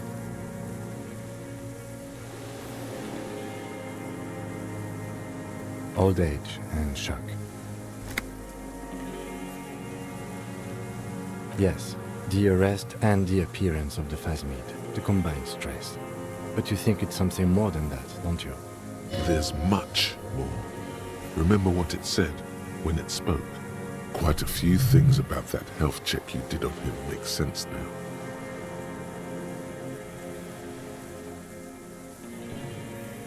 That could be part of the shock. But you're right, something is off here. Mr. Dross. No response. Then how did we see it? Oh, you mean, whatever does this, does it over time?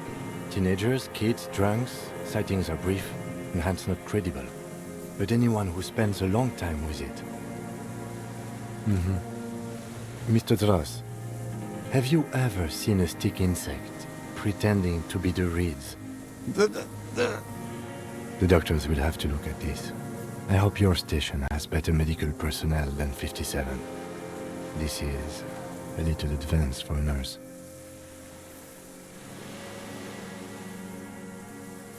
He was energetic and articulate. After all these years alone, with little hygiene or medication, it does not seem to be animated now it's left. Honestly, I'm ready to believe anything at this point. I mean, why not? It's 3 meters tall.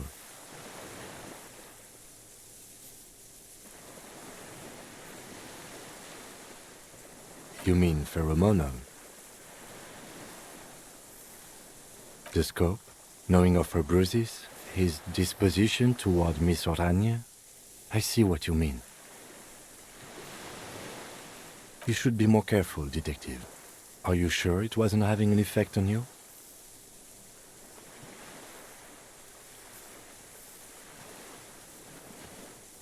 Are you sure? You were looking at it for a long time, almost as if you were hypnotized. Were you hypnotized? A valid hunch. Long-term exposure to something like that could be neurodegenerative. Also, please be careful when approaching unknown species in the future, Detective.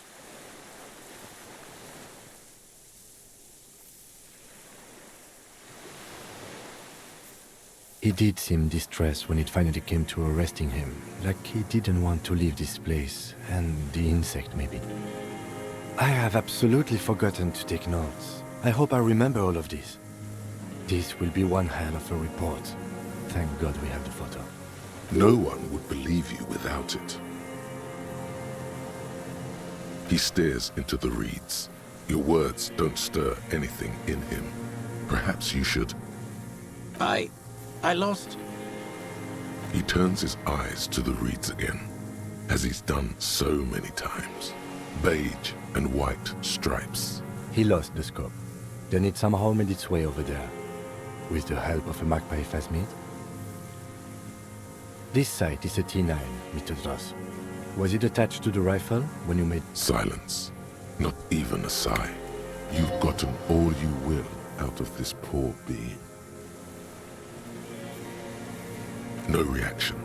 His breathing is slow, and he appears very old all of a sudden. This is an old man, at last. No longer a tin soldier, but the broken down remains. Did you take this passport and other papers from... The spirits. He hears us. The spirit? No reply. He's gone again.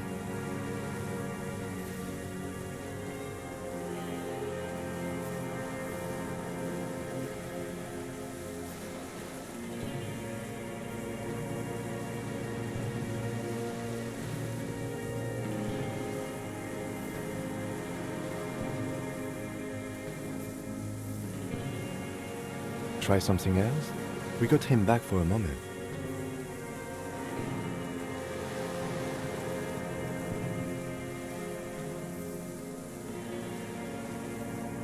Nothing. Just dull staring. Not even rage left, wherever he is. If Kuno kicked it into the sea, as he said he did, the ebb would put it back here. This makes sense. Mr. Dross could have picked it up. Or... No reaction. This isn't... Did you take this path? He hears us. No reply. Try something else? We got him back for a moment. I lost. He turns his... He lost this sight. Silent. You've gotten all you will out of this poor being. The plastic cape flaps around his face in a gust of wind. His back is slouched and his mouth open. The blacks of his eyes are receding. His pupils are returning to normal. The strength has all gone out of him. Just frail old bones in a sack of tracksuit trousers and a windbreaker. We should think about getting back to the mainland. To get help. He'll be safe here, if we don't take too long.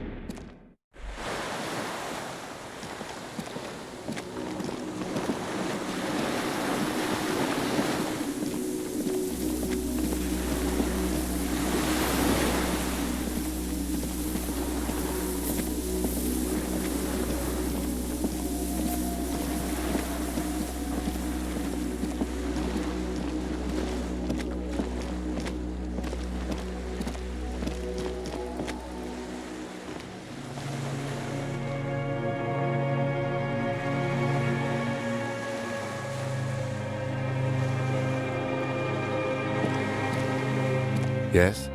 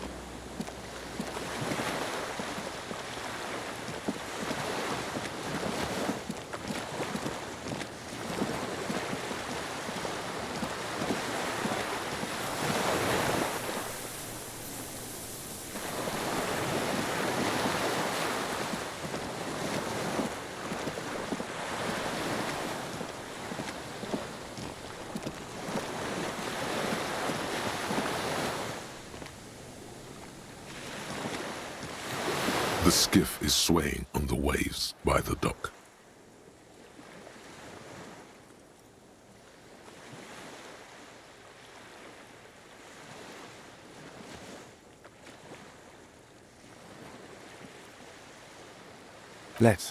We are done here. The skiff rocks gently under your weight as you get in. The ride back is uneventful and quiet. But for the sound of conversation on the water, there is someone inland waiting for you. You reach the jetty and climb out of the skiff.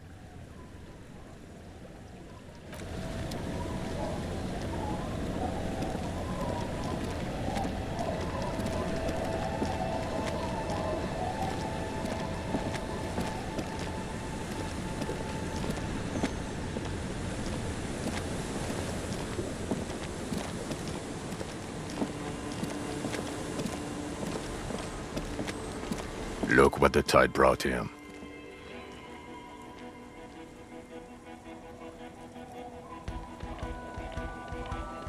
Harry, you're bleeding all over the place. You're half dead.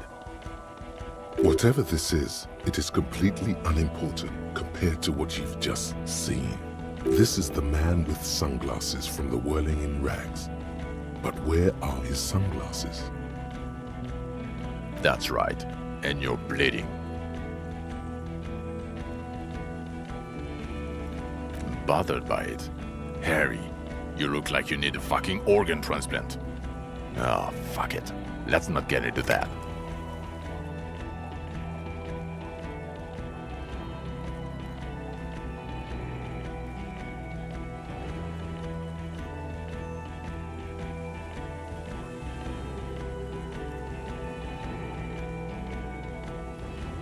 We're not forgetting about anything. Look at you. Hello, I'm Trent Heilerstam. I believe we've met on several occasions. I'm your goddamn partner, Jean-Vic Kemar, and this is your special task force. Or what's left of it. Special Consultant Trent Heilerstam, Patrol Officer Judith Minot. Hi. We've come to scrape what's left of you after pavement. Lieutenant Kim Kisuragi, Prison 57. We've just come from the island, where our investigation led us. The scene is making even him feel as though he has to justify your actions. We might need your help with something later. As if he recalled that he's in fact a decorated police lieutenant and not a naughty boy. But this is clearly a departmental matter, so I'm going to leave you to discuss it among yourselves.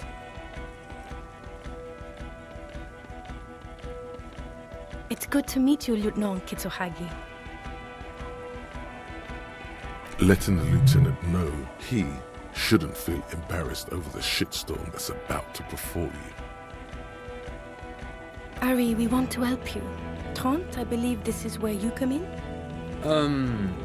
I don't quite know what I'm doing here. I was asked to participate as an expert. I think I need to manage your expectations a little. I'm at best an enthusiast in cognitive science. My background is in something else entirely. I engage in neurology on a merely theoretical level. In fact, I should probably get going. No, Trent, it's too late. You're part of this shit now. What have you got to say for yourself, shit kid? What does he have to say for himself? He left you to catch the bullets. Shit kid, what an interesting moniker. You, shit kid, that's you. Maybe you've deserved it.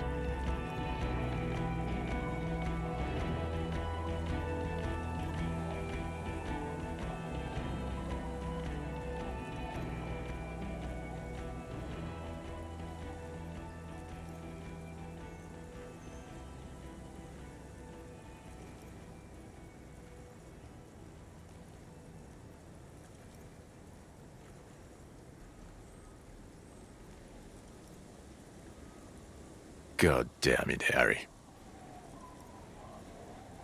You told us to fuck off. You said we're cramping your style. Your detective god. Fuck everything. All we burn. Detect or die.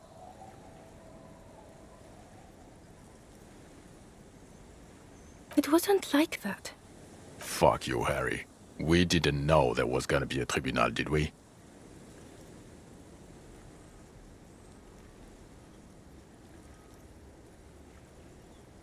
Oh, you think it was cool you saying that? Aesthetic somehow?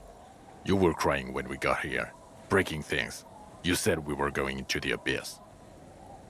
None of us wanted to see the abyss. So we fucked off. Like you told us to.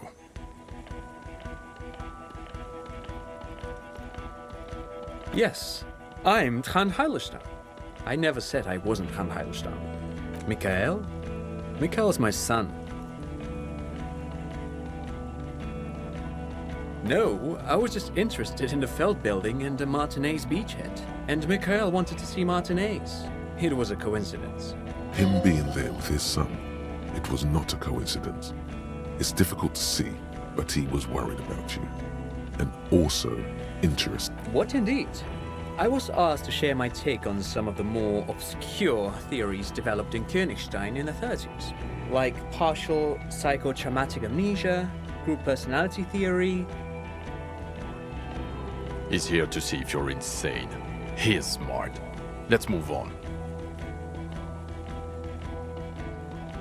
Yeah, Major Crimes Unit, under Lieutenant Dubois and Vicomar. Ring any bells?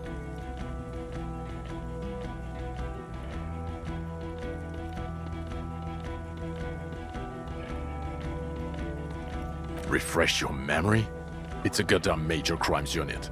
There's you, me, Jude, Trond fucking Heidelstam, and Guillaume baby. I'm technically just a civilian advisor. Oh, fuck you. You're part of this shit show.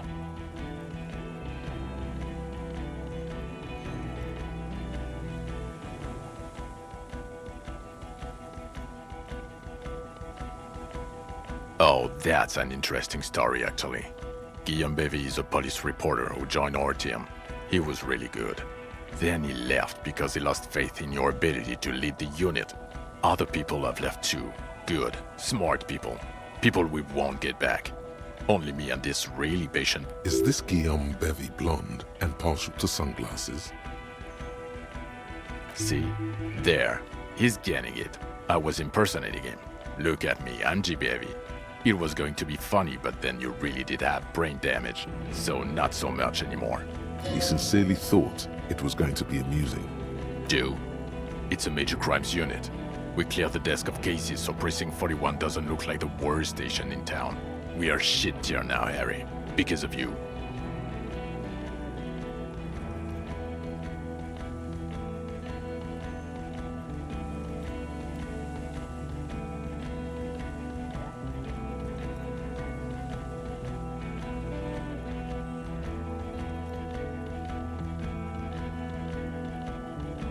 The 41st isn't...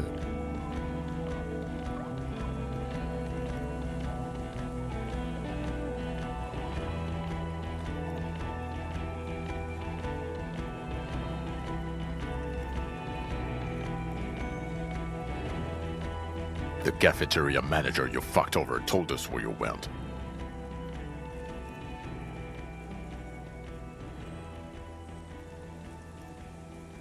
Shit, kid. He didn't betray you. He just told us the direction you went in. Who's Sylvie?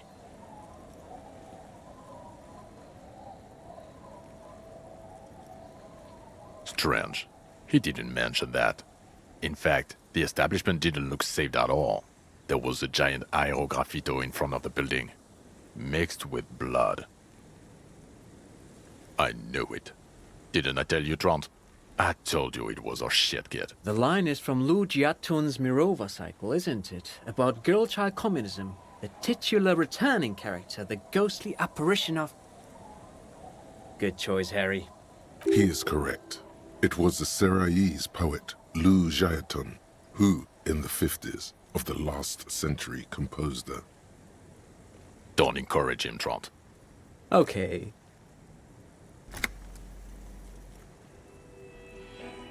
Duped? Hey, here's a brilliant idea. Don't be a morbid drunk and you won't be duped so easily. Yes, I'm still King Kisoragi, still a lieutenant from Precinct 57.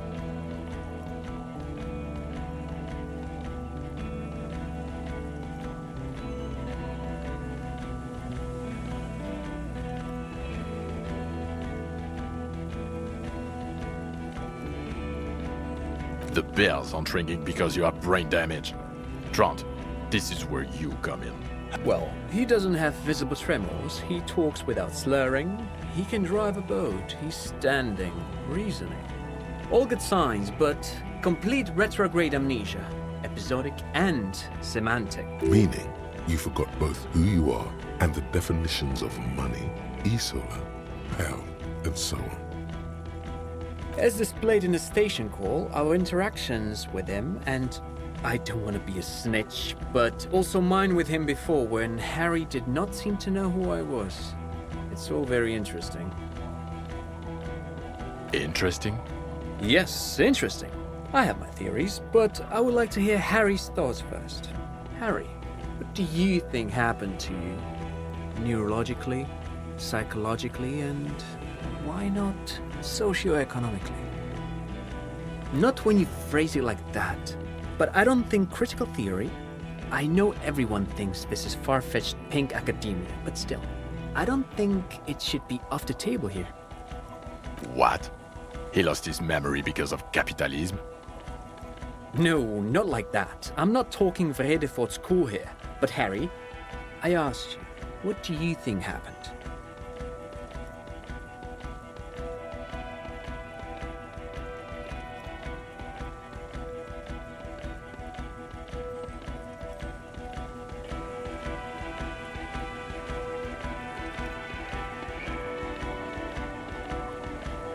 Lefty Dink? Well, actually, I don't consider myself a classical leftist at all.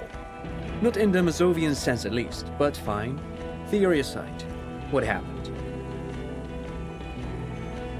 Corresponding to the 20-centimeter hole in your brain. Sure. This theory has great symmetry. I see how it folds into itself neatly. Precisely, Satellite Officer Vicmere. It's Martinez.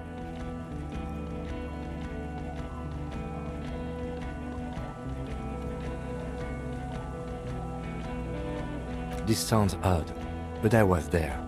The church on the coast was shaking from an audio-spatial anomaly. It may have been anthroponetic or perhaps related to radio waves. Either way, it was real. I've even put it in my report. You should read it. I do not, however, think it has anything to do with him drinking himself to the point of brain damage. Thank you, Lieutenant Kitsuragi. Just to clarify, I do not think Isolari anthroponetics are a hoax. Pale produces global phenomena. It's proven. However, what has not been proven is total memory loss after drinking too much Commodore Red. Honestly, I think he's just lying to us. But Detective Vicmere, he has blanked out before. Yes, a couple of times. After some of the more serious benders. One was after the two drunks case. The other when we looked into that mural. The two cases in your ledger. The unsolvable case and the Next World mural. Those cases were hard on you. Interesting. So at first he dipped his toes into it, prepared. That's where he would have gotten the idea, yes. Practice. And then he used alcohol to get there, so to speak. What do you mean? Well, here's my theory. What if this is an absolutely normal reaction to the world we're living in? What if this is not a significant anomaly at all? Something to be explained, approached as a defect? Look at the sensory input here. Look at the ruins, the neon. Listen to the radio, the multitudes, the people. Live here for 40 years. As a police detective, he's like a magnetic reader on the world tape, to borrow a known metaphor. Harry's been pushed flat against it. Total input. Hardwired to the free market. He just needed for it to end. Okay, Trent, thank you. That's absolutely meaningless. You really are a lefty dink. Will he or will he not be able to work in the major crimes unit? Is he a crétin now? I want to know that.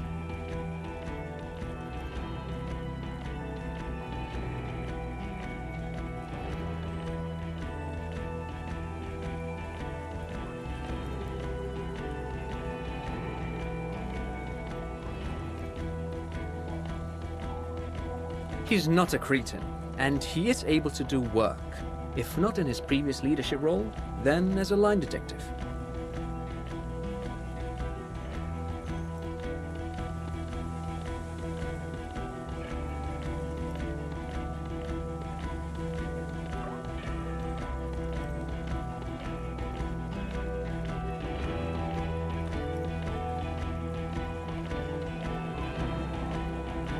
No one even mentioned that.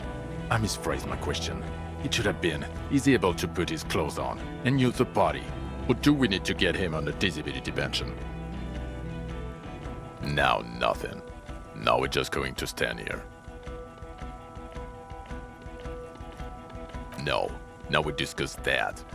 What the fuck did you do to a motor carriage? Why is it there, Harry?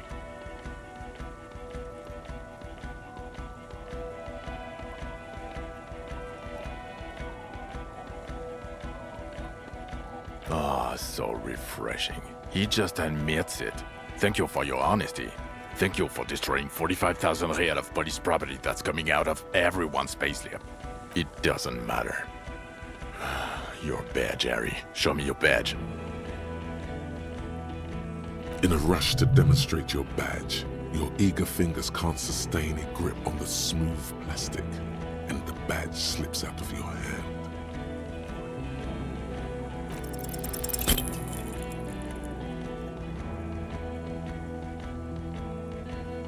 You juggle the badge for a second, unsuccessfully, and it lands on the ground. Ouch! You strained your elbow trying to catch that stupid thing. Damn it. He found it. He found it, Jean. It's his badge. And your gun? As if having your badge and gun are natural states, not achievements. He has it. And he didn't drop it. You're drunk like a bum, Harry. Put that thing away before you kill someone.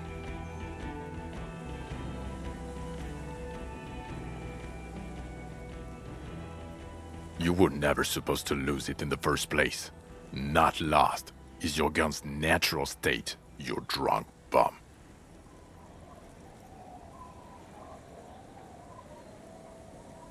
So you forgot to drink? I don't buy it. Why do you smell like a corpse then? He's wounded. It's been a long week, and he's handled an actual corpse.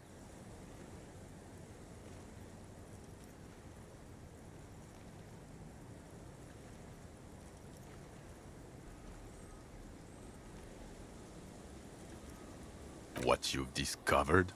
You let the suspect escape, a certain Clasier, because you were too drunk to assess a flight risk. We've read the report, Sari. Lieutenant Kitsuhagi's. We know.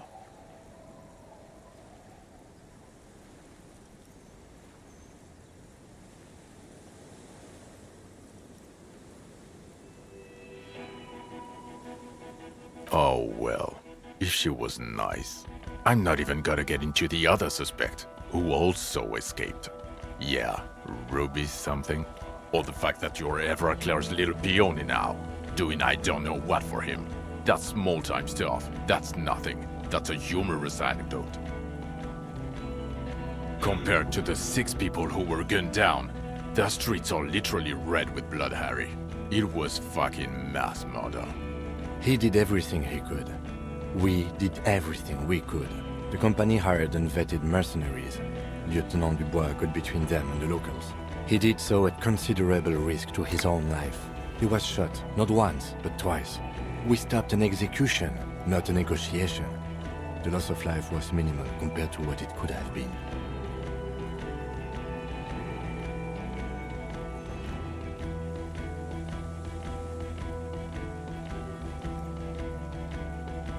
Don't make this harder for yourself. Thank you for the input, Lieutenant Kitsuragi. I didn't mean to suggest you didn't handle the situation. You've spent the week with him on this case. What is your take? On the case? On Lieutenant Geoffrey Dubois. Well, the drinking, the lost gun, also losing his badge, that's all true. And he's been drinking on the job. The man sighs deeply. Then there's the self-flagellation issue. He likes to apologize, profusely, making it sound like he's guilty of at least first-degree murder. It's not a good communication strategy for an officer. It's worrying, especially in light of his political views. Detective Dubois is, as you may know, a fascist, a far-right woman hater, and of course, also into race stuff, which, for a police officer, not good. And then there's the motor carriage in the sea, and the constant smoking everywhere, all the time. But despite all this, he is a great detective. One of the best I have seen, in fact. He can talk human beings into telling him everything. And he doesn't stop. In all the time I've spent with him, he has not once stopped pursuing leads, however far-fetched and tangential. He is tireless, madly driven. Well, except that one time when he stopped to sing karaoke, which, by the way, I have to disagree with you, Mr. Vicmar, was a valiant effort. He really sang his heart out. Okay, he did something. Other than that one time, he has tirelessly worked on the case, and he solved it. We have a confession, a murder weapon, and the perpetrator, locked on the island right now, awaiting transportation. He apprehended a straggler who stayed hidden for 50 years, ever since the revolution, who's probably committed other murders over those years. Oh, and he also discovered a new species. A new species? A colossal stick insect. It was on the island, camouflaged as the reeds. It unfolded from the reeds. I think we may be dealing with the Insulindian phasmid. He takes out the photo of the phasmid and shows it to the officers across the yard. The wind blows. You hear gasps beneath the howling of the wind. As you can see, it's about 3 meters tall. In fact, we think it may be the largest land invertebrate ever discovered.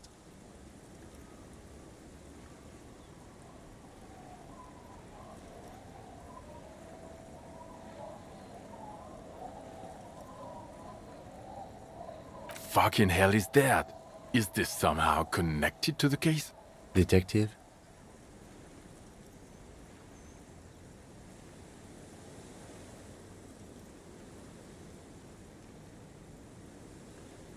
The old man was not aware of the phasmid's presence.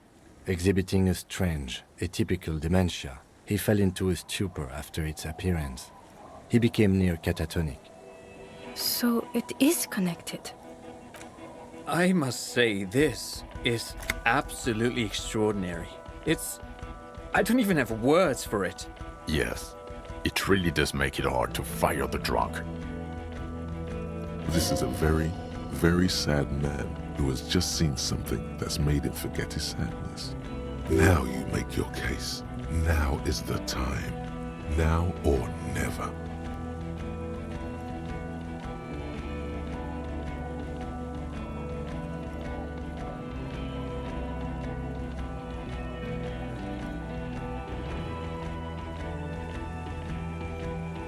Lilianovich. A revolutionary matronym.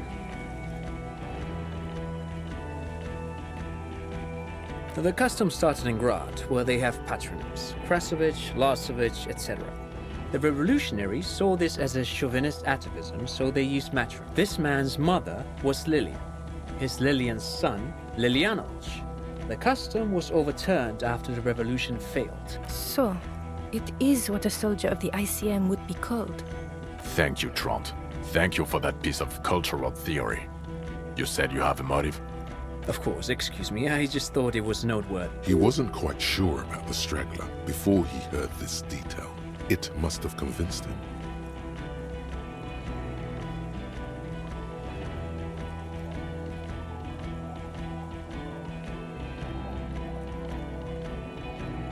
Jealousy.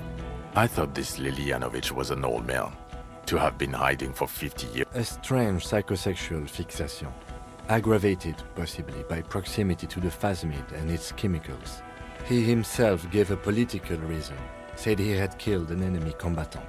Also, we have ballistics from the gun, matching the bullet found in the dead mercenary's head, and 2 officers on the scene that Mr. Dross confessed to. It's a clean win. Oh, it's way more than that.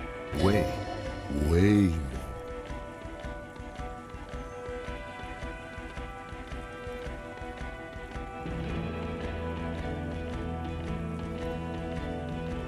perfect vaulting mechanism.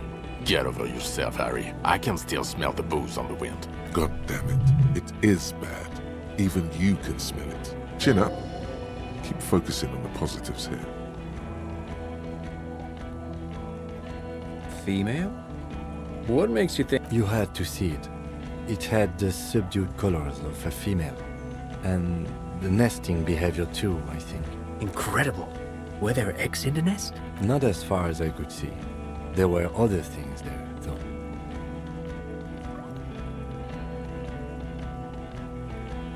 Actually, you know, this would indicate it was a male. This is far from anything in my field, but I think such nests are called bowers. They are for attracting mate. Of course, as I said, I'm only guessing. I didn't see it. It must be robust if it can move a whole helmet with its limbs. As in cloning itself? What makes you think so? Well, then it wouldn't matter if it's a male or female. The bower would just be rudimentary behavior from before the parthenogenetic mutation. That makes sense. Yes. Very interesting. Such organisms are extremely vulnerable to disease. A single strain of bacteria could wipe out the whole species. We're probably looking at conservation efforts here. Yes, but also red-colored, beige and brown, a little green on the outside. After unfolding from a single... Incredible. The PR value of this is exceptional. Carp discovers new species.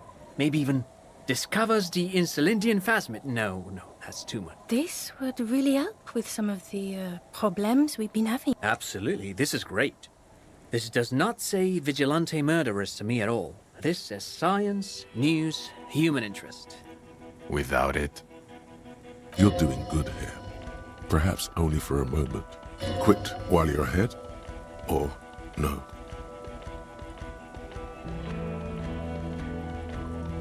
yes. Fallen through a gap in a boardwalk. The body was transported to Precinct 41, our morgue. I had Tilbrook... You're not the only cop in the world, Harry. This all comes back to us. Still, good work with the missing person, Detective. It's still a point for you. No denying it. I don't know what a doomed commercial area is.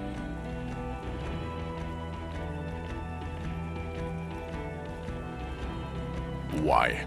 That's not what you were supposed to do here. There was a fridge we needed and a possible witness. He was just chasing a lead and ended up advising a local shopkeeper. It was okay. Of course. Call it community outreach, right? Who's Kuno?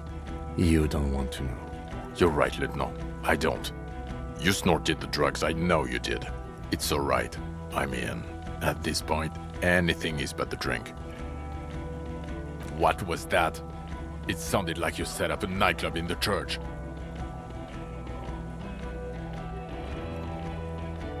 Get a grip. No one cares about your anthroponetic adventures right now. 4 kids were living in a tent on the ice. They were going to drown when it melted. It's not optimal, but the building was abandoned, so he put them in there. It's okay. It's not that okay. Get off this subject now. I don't want to, but you discovered a new species and solved the murder.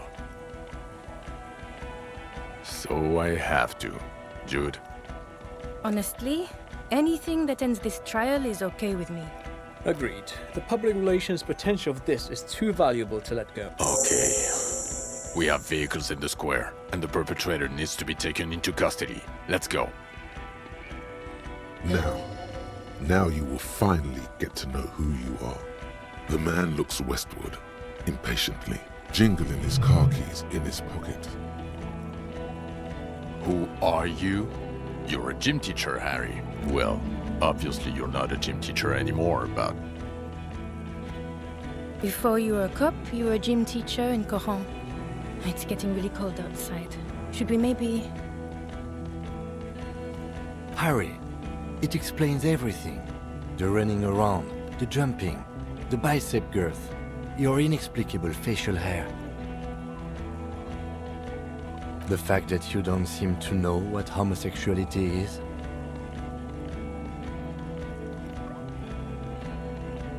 the raw, robust stamina output. Of course. Contact Mike.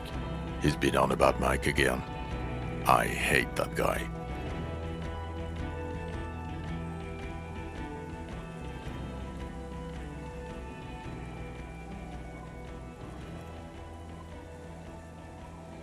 Oh, you don't say. Does he also vault an impassable gulf of finance and privilege? It is getting cold out. In your 20s or late 20s, you've really let yourself go since then. Yes, you taught gym in school. I believe that's the term. Taught gym at a high school. You were a high school gym teacher. The smell of sweat and glue, the worn floorboards. Kuro is just east of Jamrock. It was a short walk every morning to the baseball field. High school. Harry, your goings-on with Kuno, Andre, Assel, the whole thing on the ice. That's why you are so juvie. His smirk suggests barely contained laughter. The regular. You found some chick. She inspired you to fight the big fight. Be more than you are. All that. You, every morning, walking from Voyager Road to teach gym. She, leaving for the academy with her spring coat on. The air filled with the smell of smoke and raspberries and incredible hope. An ocean full of hope.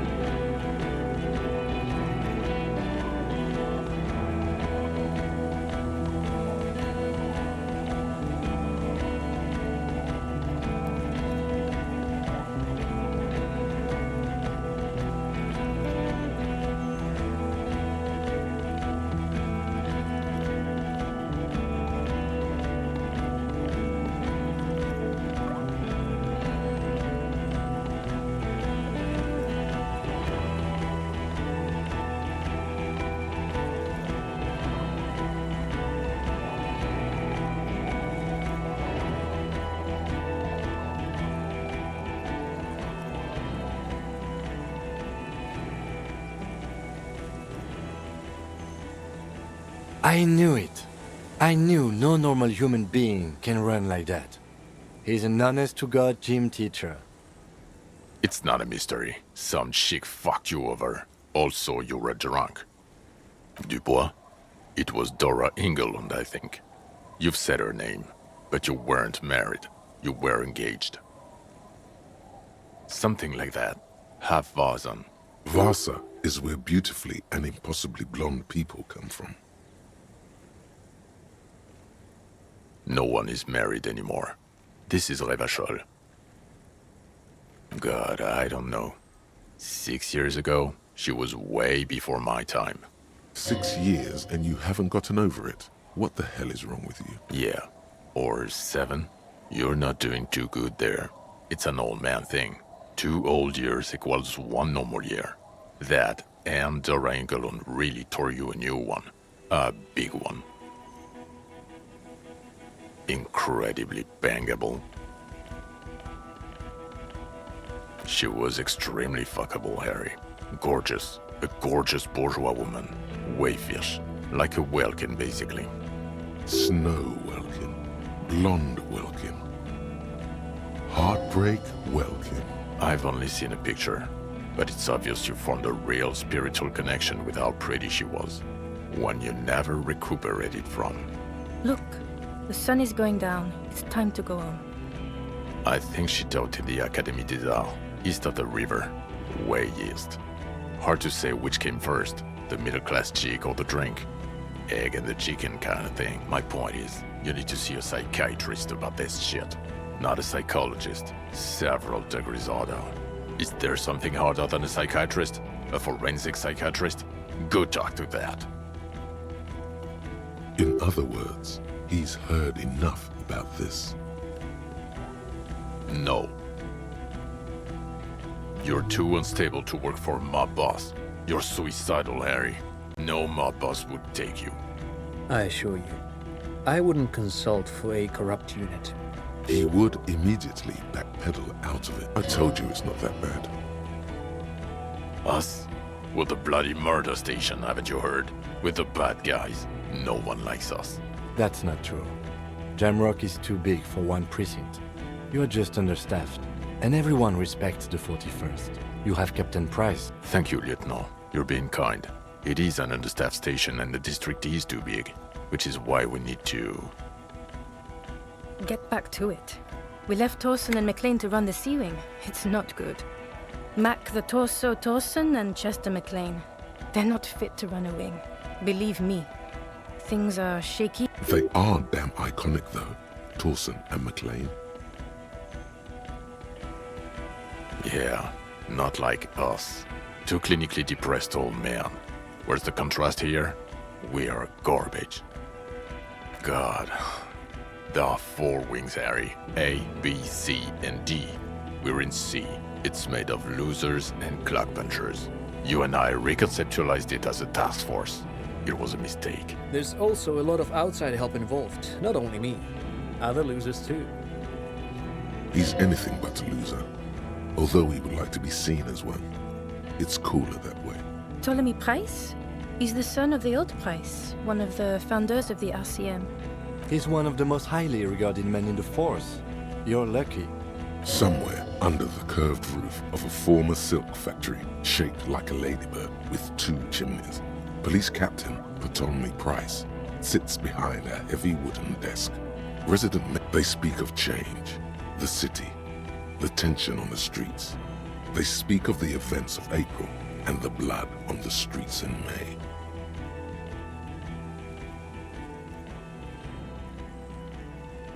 So he remembers that. Yes, there may have been a raid on some churches. It wasn't good press. Shooting up churches never is. I was out of town, to be clear. Our enemies were hiding in a church, to the best of our information. That's it. I'm not talking about this anymore. Your security clearance is shit tier right now. You have to wait for it to go up. He means it. The RCM and its enemies will not be discussed on this coast. Your clearance will not go up while you're within earshot of the Union headquarters. Okay. It's not the bloody murder station. It's an old converted silk mill with green desk lamps and a coffee corner. A lot of good people work there. Hard. Every day. Jamrock is the largest ghetto in Revachol. Faubourg, technically, but It's divided into 11 districts. Jamrock only has us. The press will blow over. Jamrock is lucky to have you, and it's often considered to be the greatest of the districts. You're lucky to have it. Thank you again, Lieutenant.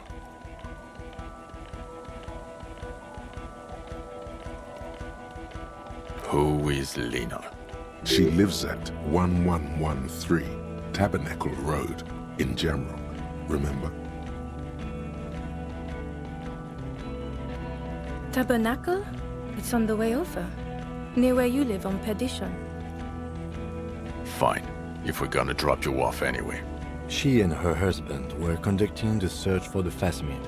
It's their discovery, in part. They should know as soon as possible. It would do you good to deliver some positive news for a change. She is going to be over the moon. Watch out, or she'll faint. Well, first I will go back to my station and write the most detailed report anyone has ever seen. It will have to be good to cover all these. Then I will have a serious talk with my captain. Detective, we just stopped a small-scale war.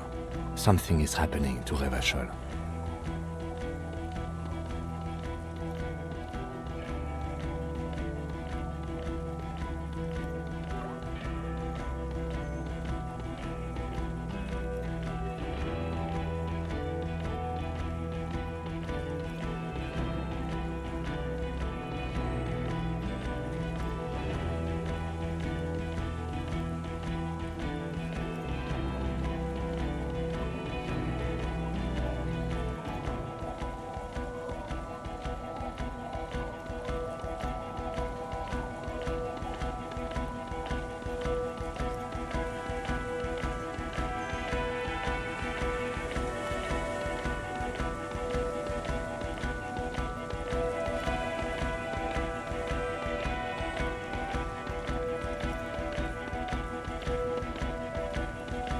I don't know what yet, but it's going to be a hard spring for the RCM. We need to get ready, infiltrate, investigate.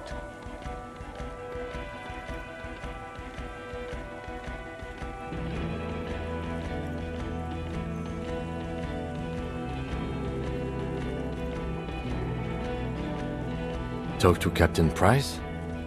I'd rather not ruffle the feathers of two captains with my doom-mongering.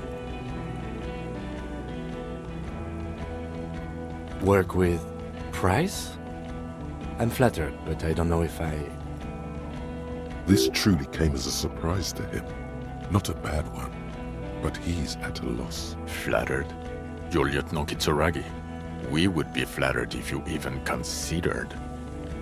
I would have to tie things up in GRIH first. But, I mean, whatever is coming, Jamrock will be more central to it than the harbor. And we also have a huge caseload, Lieutenant. Piles that we need to get back to. I do like the sound of that.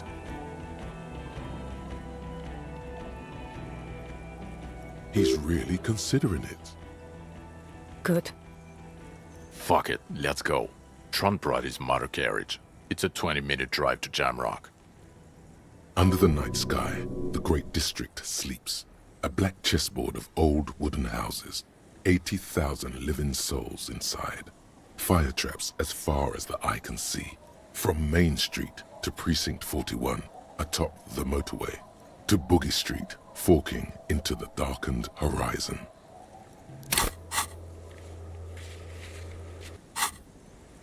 You close your eyes and hear the dogs bark.